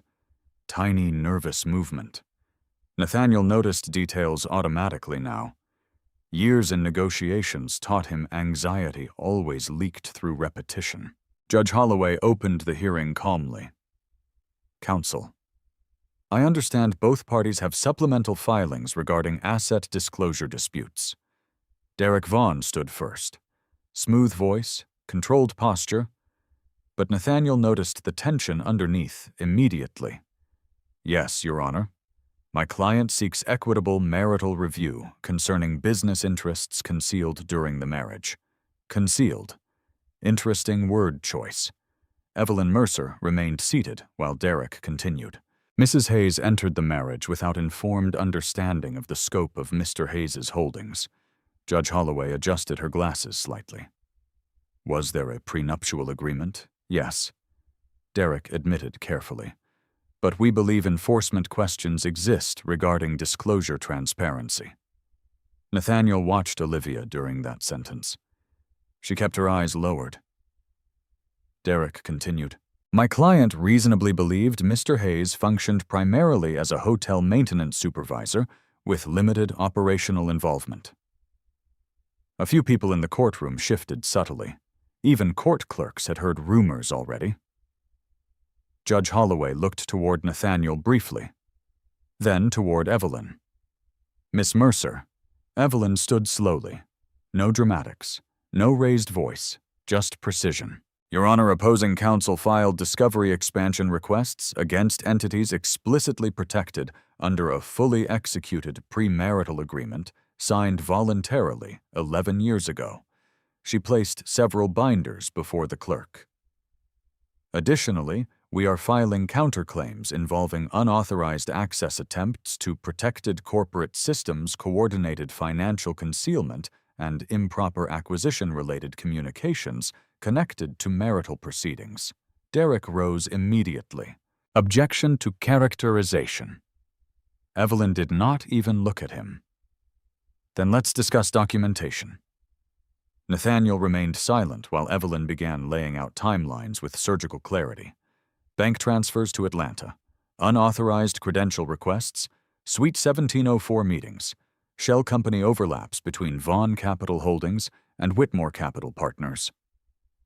Judge Holloway's expression changed gradually from routine patience to focused concern. Derek interrupted twice. Each interruption made him look worse. Nathaniel noticed Olivia glance toward him after the second one, not trusting him anymore. Good. Evelyn opened another folder. We would also like to submit verified footage timestamps from the Marlowe Grand Security Archive. Derek stood again immediately. Your Honor, we object to inclusion pending privacy review. Judge Holloway looked directly at him. Mr. Vaughn, were these meetings conducted inside private residential property? Derek hesitated. No. A privately owned hotel? Yes. Owned by the respondent, Derek's jaw tightened. Yes. Judge Holloway nodded once. Continue, Miss Mercer. Nathaniel watched the room carefully while Evelyn presented printed still frames from the March meetings. Not emotional photos, not affair evidence, business evidence, documents, timestamps, conversations regarding leverage and ownership exposure. That distinction mattered. Nathaniel never wanted revenge through humiliation. He wanted structure. Truth documented properly always carried more weight than emotional accusations. Evelyn finally turned towards the judge. Your Honor, this was never merely a dissolution proceeding. It was an attempted pressure campaign targeting protected corporate structures through marital access. Silence settled across the courtroom. Derek looked genuinely cornered now. Judge Holloway flipped through several pages slowly, then stopped. What is Vaughn Capital Holdings? Nathaniel finally looked directly at Derek. The attorney recovered too slowly before answering. A separate investment entity. Judge Holloway raised one eyebrow. Connected to you, yes, partially. And this entity attempted acquisition discussions involving Hayes hospitality assets while you simultaneously represented Mrs. Hayes. Derek opened his mouth, closed it again.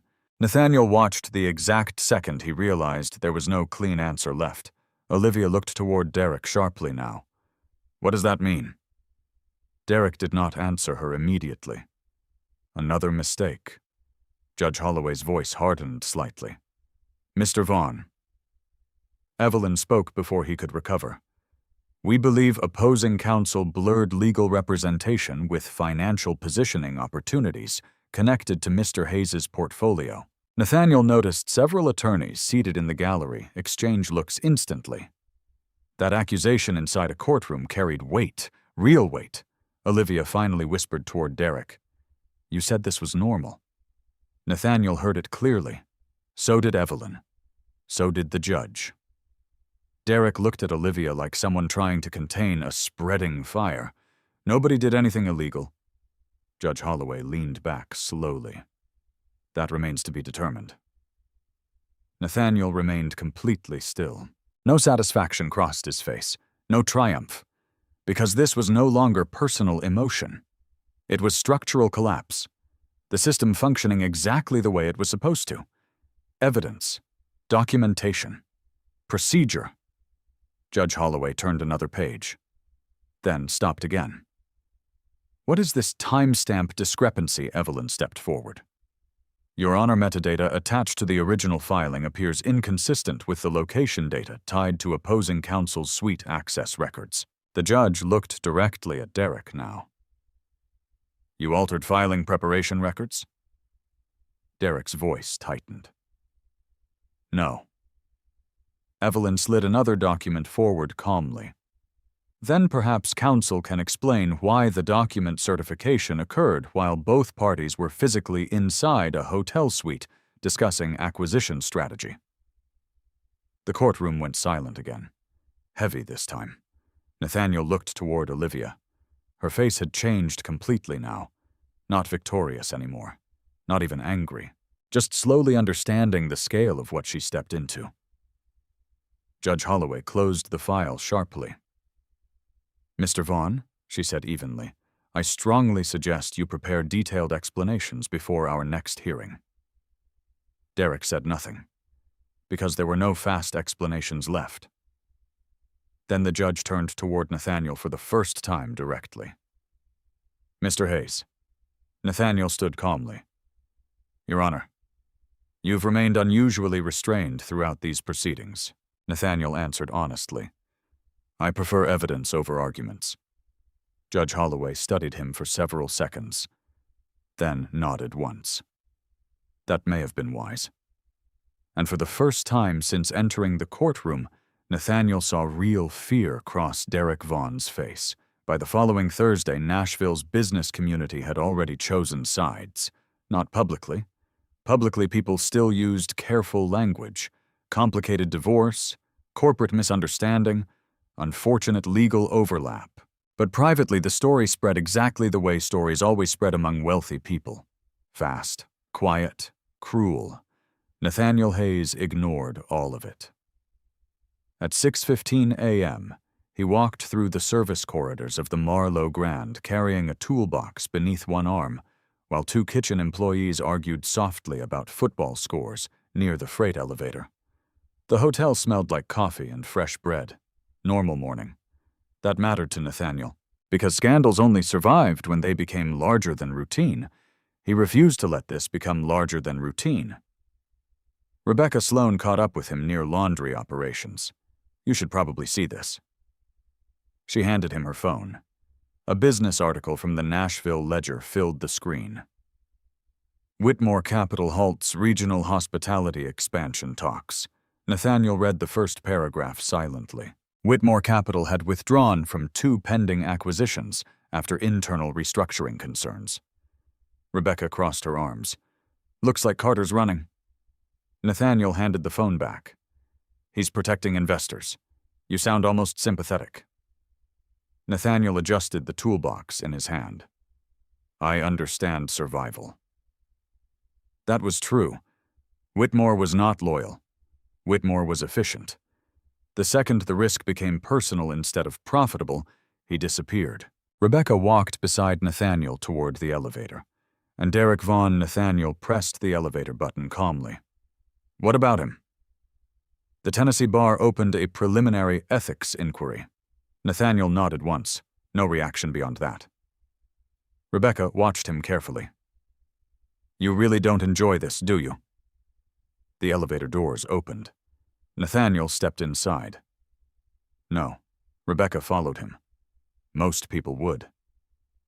Nathaniel looked at the floor numbers climbing slowly. Most people mistake destruction for victory. The elevator opened onto the executive level. Outside floor-to-ceiling windows overlooked downtown Nashville beneath cold, gray skies. Evelyn Mercer waited inside the conference room, already reviewing documents. "Morning," she said without looking up. Nathaniel placed the toolbox near the wall. Rebecca smirked faintly. "You brought tools to a legal meeting?" Nathaniel sat calmly. "I was repairing a boiler first." Evelyn finally glanced toward him. "That may be the most unsettling thing about you." Nathaniel said nothing. Evelyn slid several papers across the table.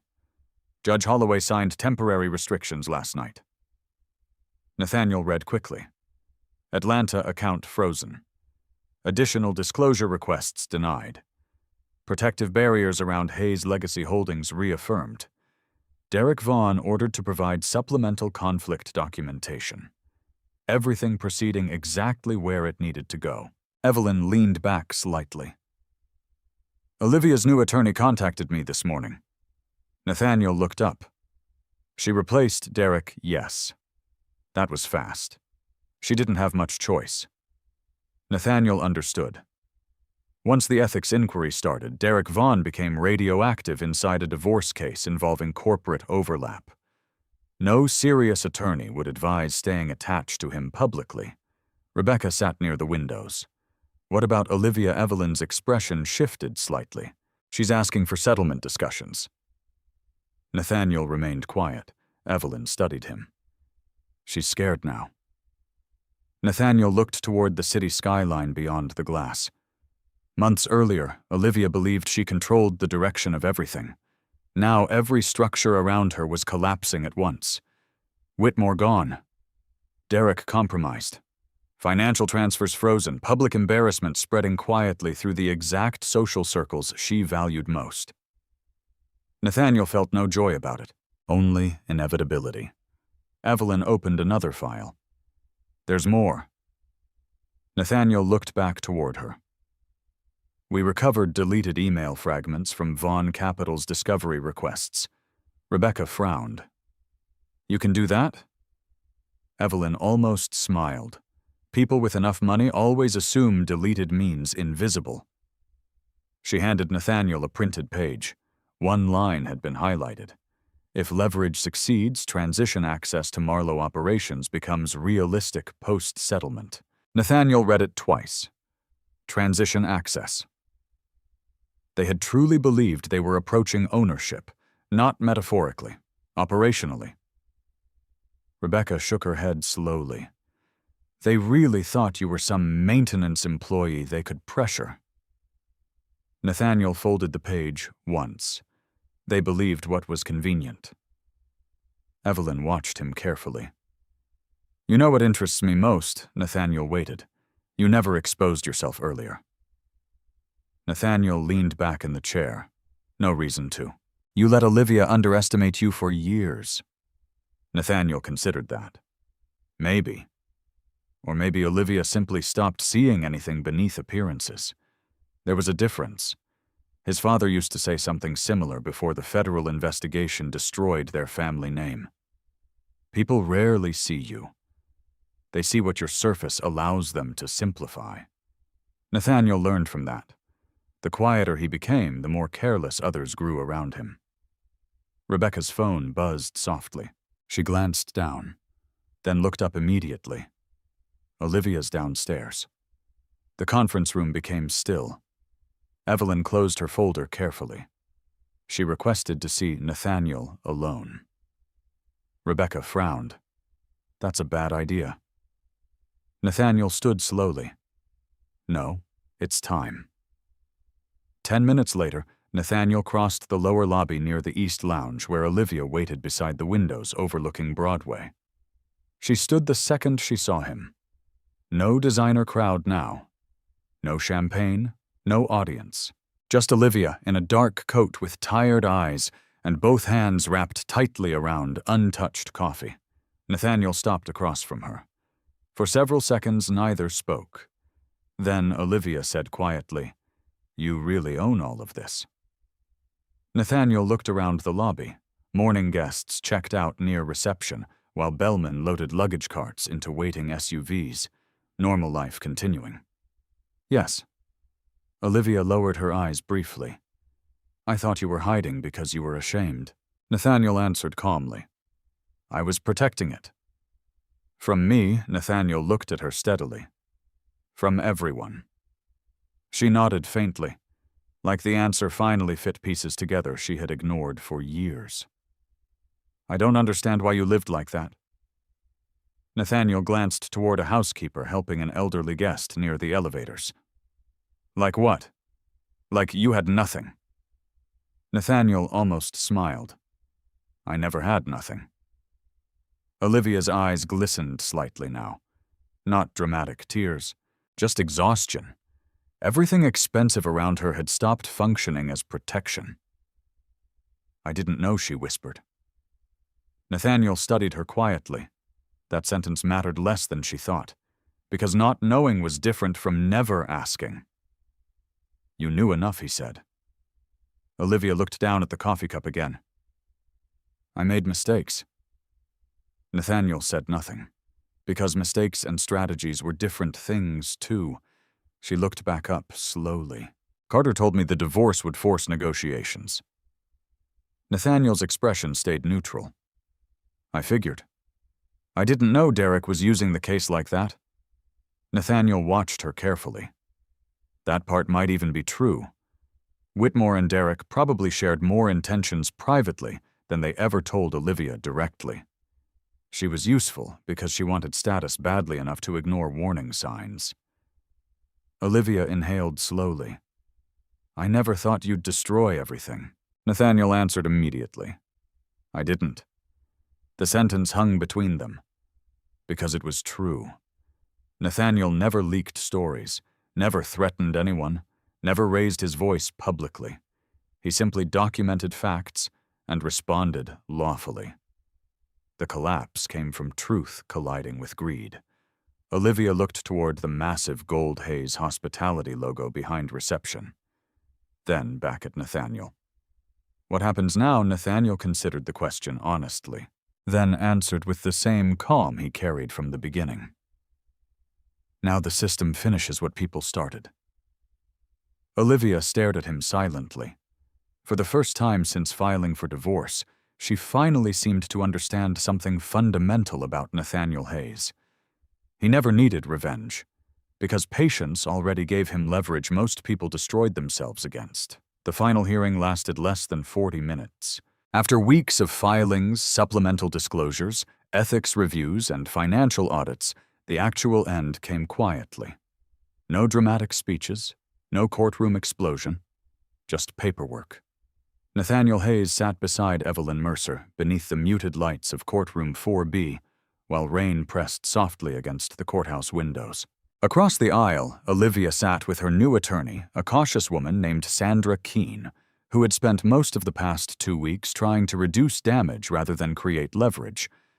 Derek Vaughn was gone, officially withdrawn from representation, unofficially under investigation. Nathaniel never asked for details. He did not need them. Judge Miriam Holloway reviewed the final settlement documents one last time. The court recognizes Hayes' legacy holdings and associated hospitality assets as protected separate property under valid premarital agreement.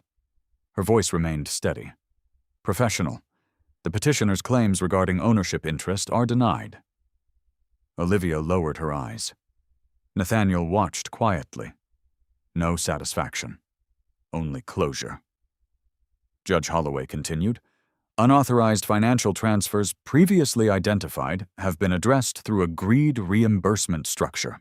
Nathaniel noticed Sandra Keene place one calming hand briefly on Olivia's wrist.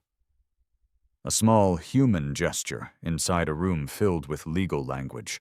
The court also notes no further disclosure expansion is warranted regarding protected corporate entities. Another ending. Another door closed. Judge Holloway finally looked directly toward Nathaniel. Mr. Hayes. Nathaniel stood calmly. Your Honor, you have requested no punitive damages beyond corrective financial adjustments.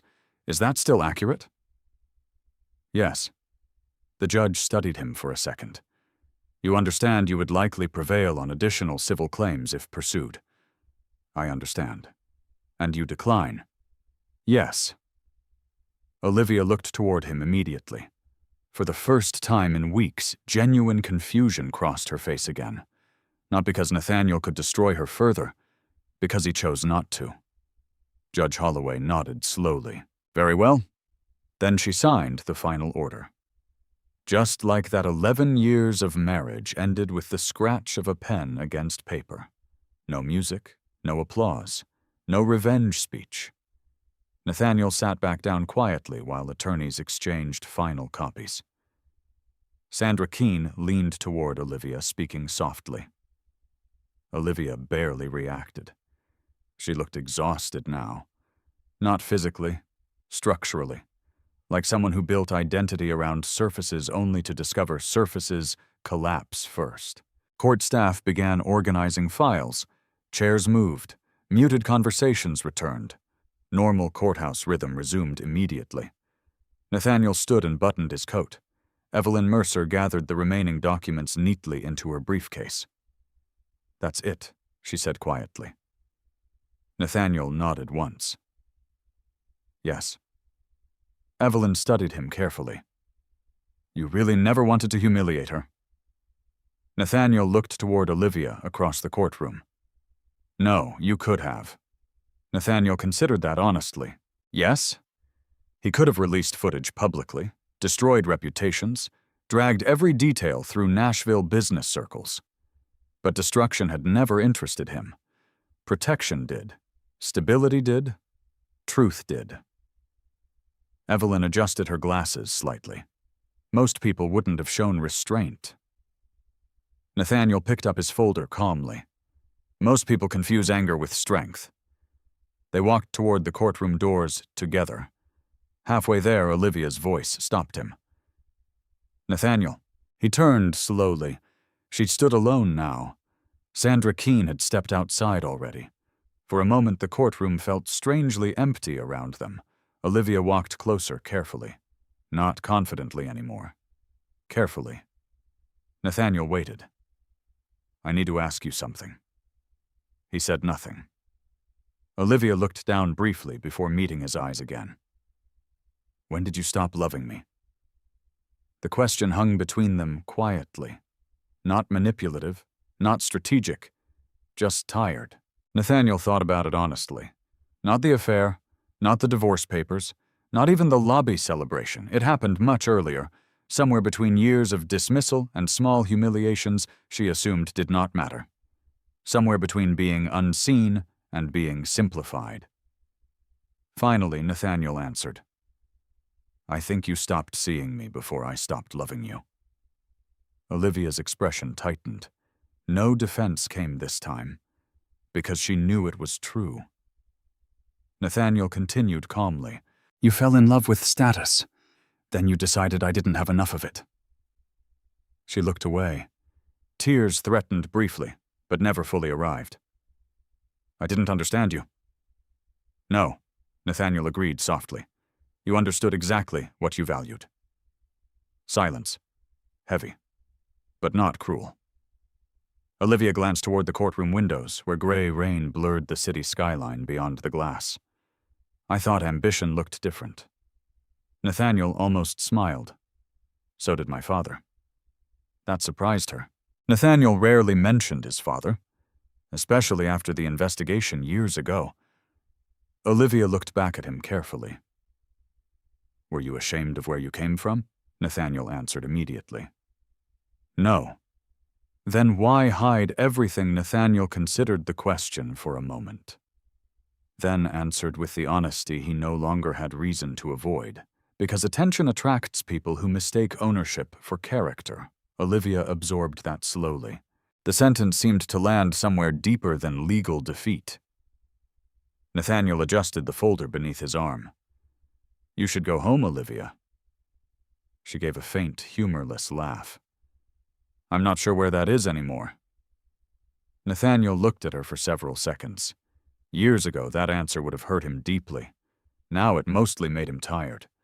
Not because he hated her, because he finally understood how fragile identity became when built entirely around appearance. Olivia looked toward him again. "You really would have stayed invisible forever," Nathaniel answered calmly. Yes. That seemed to affect her more than anything else, because it meant the entire collapse started not from Nathaniel revealing himself, but from Olivia trying to leverage something she never bothered understanding. Nathaniel nodded once toward her. Then he walked out of the courtroom. The courthouse hallway buzzed with ordinary legal traffic outside, attorneys discussing custody schedules, clerks carrying files, families waiting on benches beneath fluorescent lights, normal lives continuing. Nathaniel exited into the cold Nashville rain without opening an umbrella. Evelyn walked beside him toward the courthouse steps. So she said quietly what now Nathaniel looked across downtown traffic moving through wet streets. The same thing as before. Work, yes. Evelyn almost laughed. "You're impossible." Nathaniel gave the smallest shrug. "Hotels don't run themselves." She stopped near the curb. "You know something," Nathaniel looked toward her. "I think the scariest part about you is that none of this changed you." Nathaniel glanced toward the cloudy skyline. "No," he said quietly. "It just revealed other people." Evelyn watched him for a moment longer. Then she smiled faintly and walked toward her car. Nathaniel stood alone beneath the rain for several seconds before his phone buzzed. "Rebecca Sloan." He answered immediately. "Talk to me. You coming back to the hotel?" Nathaniel looked down Broadway, where headlights reflected across wet pavement. "Yes." Rebecca hesitated briefly. "There's a situation in the lobby." Nathaniel's voice remained calm. "What kind of situation? A guest is screaming at one of the front desk girls." Nathaniel started walking toward the parking garage without changing expression. "I'll be there in 10 minutes. The man screaming at the front desk wore a navy cashmere coat and a Rolex large enough to announce itself from 10 feet away. Nathaniel Hayes saw him the second he entered the Marlowe Grand lobby. "Do you understand who I am?" the guest barked across the marble floor. The young front desk employee looked barely 22. Her name tag read, Emily Rogers. Her hands were shaking. I'm trying to help you, sir. You charged the wrong corporate card twice." Nearby guests pretended not to stare while absolutely staring. Nathaniel walked across the lobby calmly. No rush. No performance. The guest slammed his palm against the counter again. "I spend 6 figures a year with this hotel chain." Nathaniel stopped beside Emily. What seems to be the problem? The guest looked Nathaniel up and down instantly. Gray maintenance jacket. "Work boots. Wrong person. Go get a manager." Nathaniel glanced at the computer screen. Duplicate authorization hold. Minor accounting delay. Fixable in under 30 seconds. Nathaniel reached past the keyboard, typed 3 commands, and cleared the duplicate pending charge. "There," he said calmly. "Only 1 authorization remains." The guest frowned. "That's it?" "Yes." The man checked his phone. Confusion replaced outrage. "Oh." Emily stared at Nathaniel quietly. The guest cleared his throat awkwardly. "Well, someone should have handled that sooner." Nathaniel nodded once. "They just did." The man looked embarrassed now. Not enough to apologize, but enough to lower his voice. He grabbed his luggage handle quickly and walked toward the elevators without another word. Emily exhaled shakily the second he disappeared. "Thank you." Nathaniel looked at the monitor. "You did fine." Her eyes widened slightly. "No, I didn't." Nathaniel glanced toward her calmly. "You stayed polite while someone tried to make you panic. That matters." Emily swallowed hard and nodded. Rebecca Sloan approached from the concierge hallway carrying a tablet. "You just got out of court and immediately started fixing accounting holds." Nathaniel shrugged lightly. It was bothering the front desk. Rebecca leaned against the marble counter beside him. The staff heard about the ruling. Nathaniel looked toward her. "And they're nervous around you now?" That disappointed him more than he expected. Nathaniel glanced around the lobby, bellmen moving luggage carts, housekeepers crossing toward service elevators, concierge staff answering phones. Same building, same people. Only perception changed. Rebecca studied him carefully. You hate that? Yes. Most owners enjoy authority. Nathaniel looked toward Emily, who had returned to helping guests while trying not to glance at him every 10 seconds. Authority isn't useful if it creates distance. Rebecca smiled faintly. That sounds like something a man says after secretly owning hotels for 20 years. Nathaniel almost smiled back. Almost. The afternoon passed quietly after that. Nathaniel spent 2 hours reviewing operational reports with department heads. Unlike previous executive meetings, nobody interrupted him now. Nobody casually explained hospitality basics to him anymore.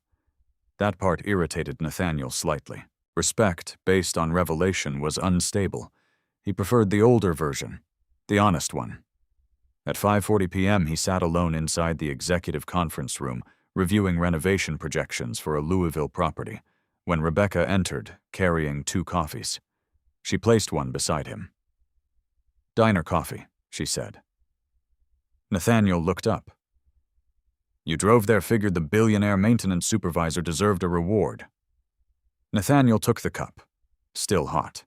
Still smelling like burnt diner coffee and cheap creamer. Perfect. Rebecca sat across from him. Outside the glass walls, downtown Nashville glowed orange beneath sunset. "You know," she said carefully, "the board's asking if you want increased public visibility now." Nathaniel kept reading the renovation report. "No. They think your reputation actually improved." Nathaniel turned one page slowly. "That's temporary. You exposed an acquisition scheme, protected the company, and survived a public divorce without losing control once." Nathaniel finally looked toward her. "That's not reputation. That's paperwork." Rebecca laughed quietly. That may be the most Nathaniel Hayes sentence ever spoken. He returned to the report. The Louisville property needed structural plumbing replacement within 18 months. Real problems. Useful problems. Rebecca watched him silently for a moment. "Can I ask you something?" Honestly, Nathaniel nodded once. "Did you ever want Olivia back? After all this started?" Nathaniel considered the question carefully. Not emotionally. Factually. Finally, he answered. "No." Rebecca seemed surprised by how immediate the answer came. Not even before the courtroom, no. Why? Nathaniel rested the coffee cup beside the paperwork, because eventually I realized she loved proximity to success more than she loved people. Rebecca leaned back slightly. "That's harsh. It's accurate." Silence settled between them briefly. Nathaniel looked out across the skyline again. Years ago, he thought money protected people from insecurity. Experience taught him the opposite. Money amplified whatever already existed underneath: fear, greed, ego, emptiness. Rebecca broke the silence quietly. "You know, the staff sees you differently now." Nathaniel nodded once. "Yes, they respect you." Nathaniel looked back toward her. "I'd rather they trust me." Rebecca absorbed that without answering. At 7:15 p.m., Nathaniel left the conference room and walked through the hotel alone. No entourage, no executive escort. He inspected the banquet kitchen personally, stopped to help engineering staff troubleshoot a ventilation alarm, asked housekeeping about broken laundry carts, normal routines. Several employees still looked nervous around him.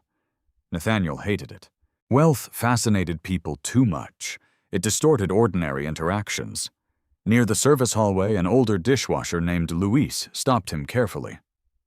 Mr. Hayes. Nathaniel turned. Luis looked uncomfortable even using the title.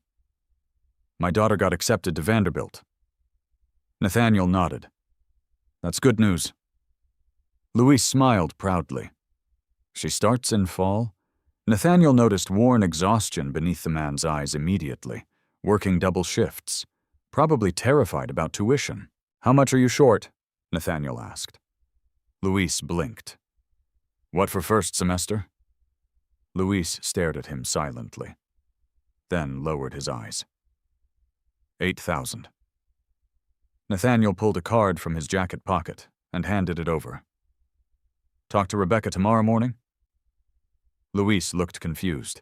Sir Hayes' Hospitality Scholarship Fund covers employee family education assistance? Luis looked stunned. We have that. Nathaniel adjusted his jacket cuff. We do now. Then he continued walking before the man could answer. Rebecca caught up with him near the elevators moments later. You just created a scholarship program in a hallway. Nathaniel pressed the elevator button. It needed to exist.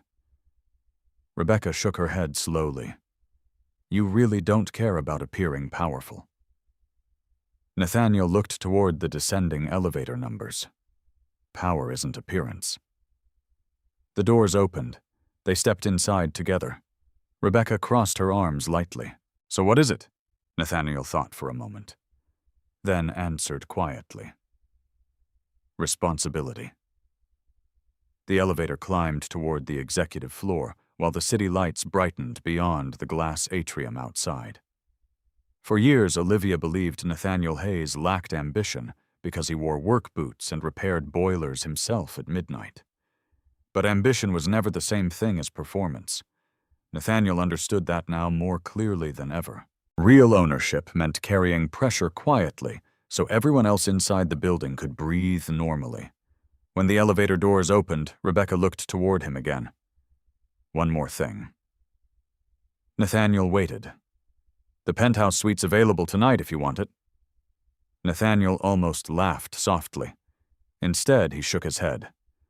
I'm eating at the diner across the street. Rebecca smiled, despite herself. Of course you are. Nathaniel walked alone down the executive hallway while the lights of the Marlowe Grand glowed warmly beneath him. The same hotel, the same floors, the same man. Only now everyone finally understood whose building they had been standing in all along. Some people spend their entire lives trying to look powerful. Bigger cars, louder voices, more attention. But real strength usually moves quietly. It wakes up early. It keeps promises. It builds things slowly while nobody is watching. Nathaniel never won because he was richer. He won because he stayed calm while everyone else became careless. He understood something most people learn too late. When someone underestimates you, you don't interrupt them.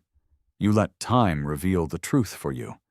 And maybe that's the hardest lesson in this story. Not everyone who walks beside you truly sees you. Some people only see status. Some only see appearances. But the people worth keeping in your life are the ones who notice your character long before they notice your success. In the end, Nathaniel didn't need revenge. He didn't need to destroy anyone publicly. The truth, patience, and preparation did that work on their own. If this story meant something to you, I'd really like to hear your thoughts. Have you ever been underestimated by someone who only judged your surface? Or have you ever realized too late that you misjudged someone else? Leave your story in the comments below. And if you enjoy quiet, powerful stories about betrayal, patience, and earned respect, subscribe to the channel. Tomorrow's story is about a janitor who overheard a conversation that cost a billionaire everything.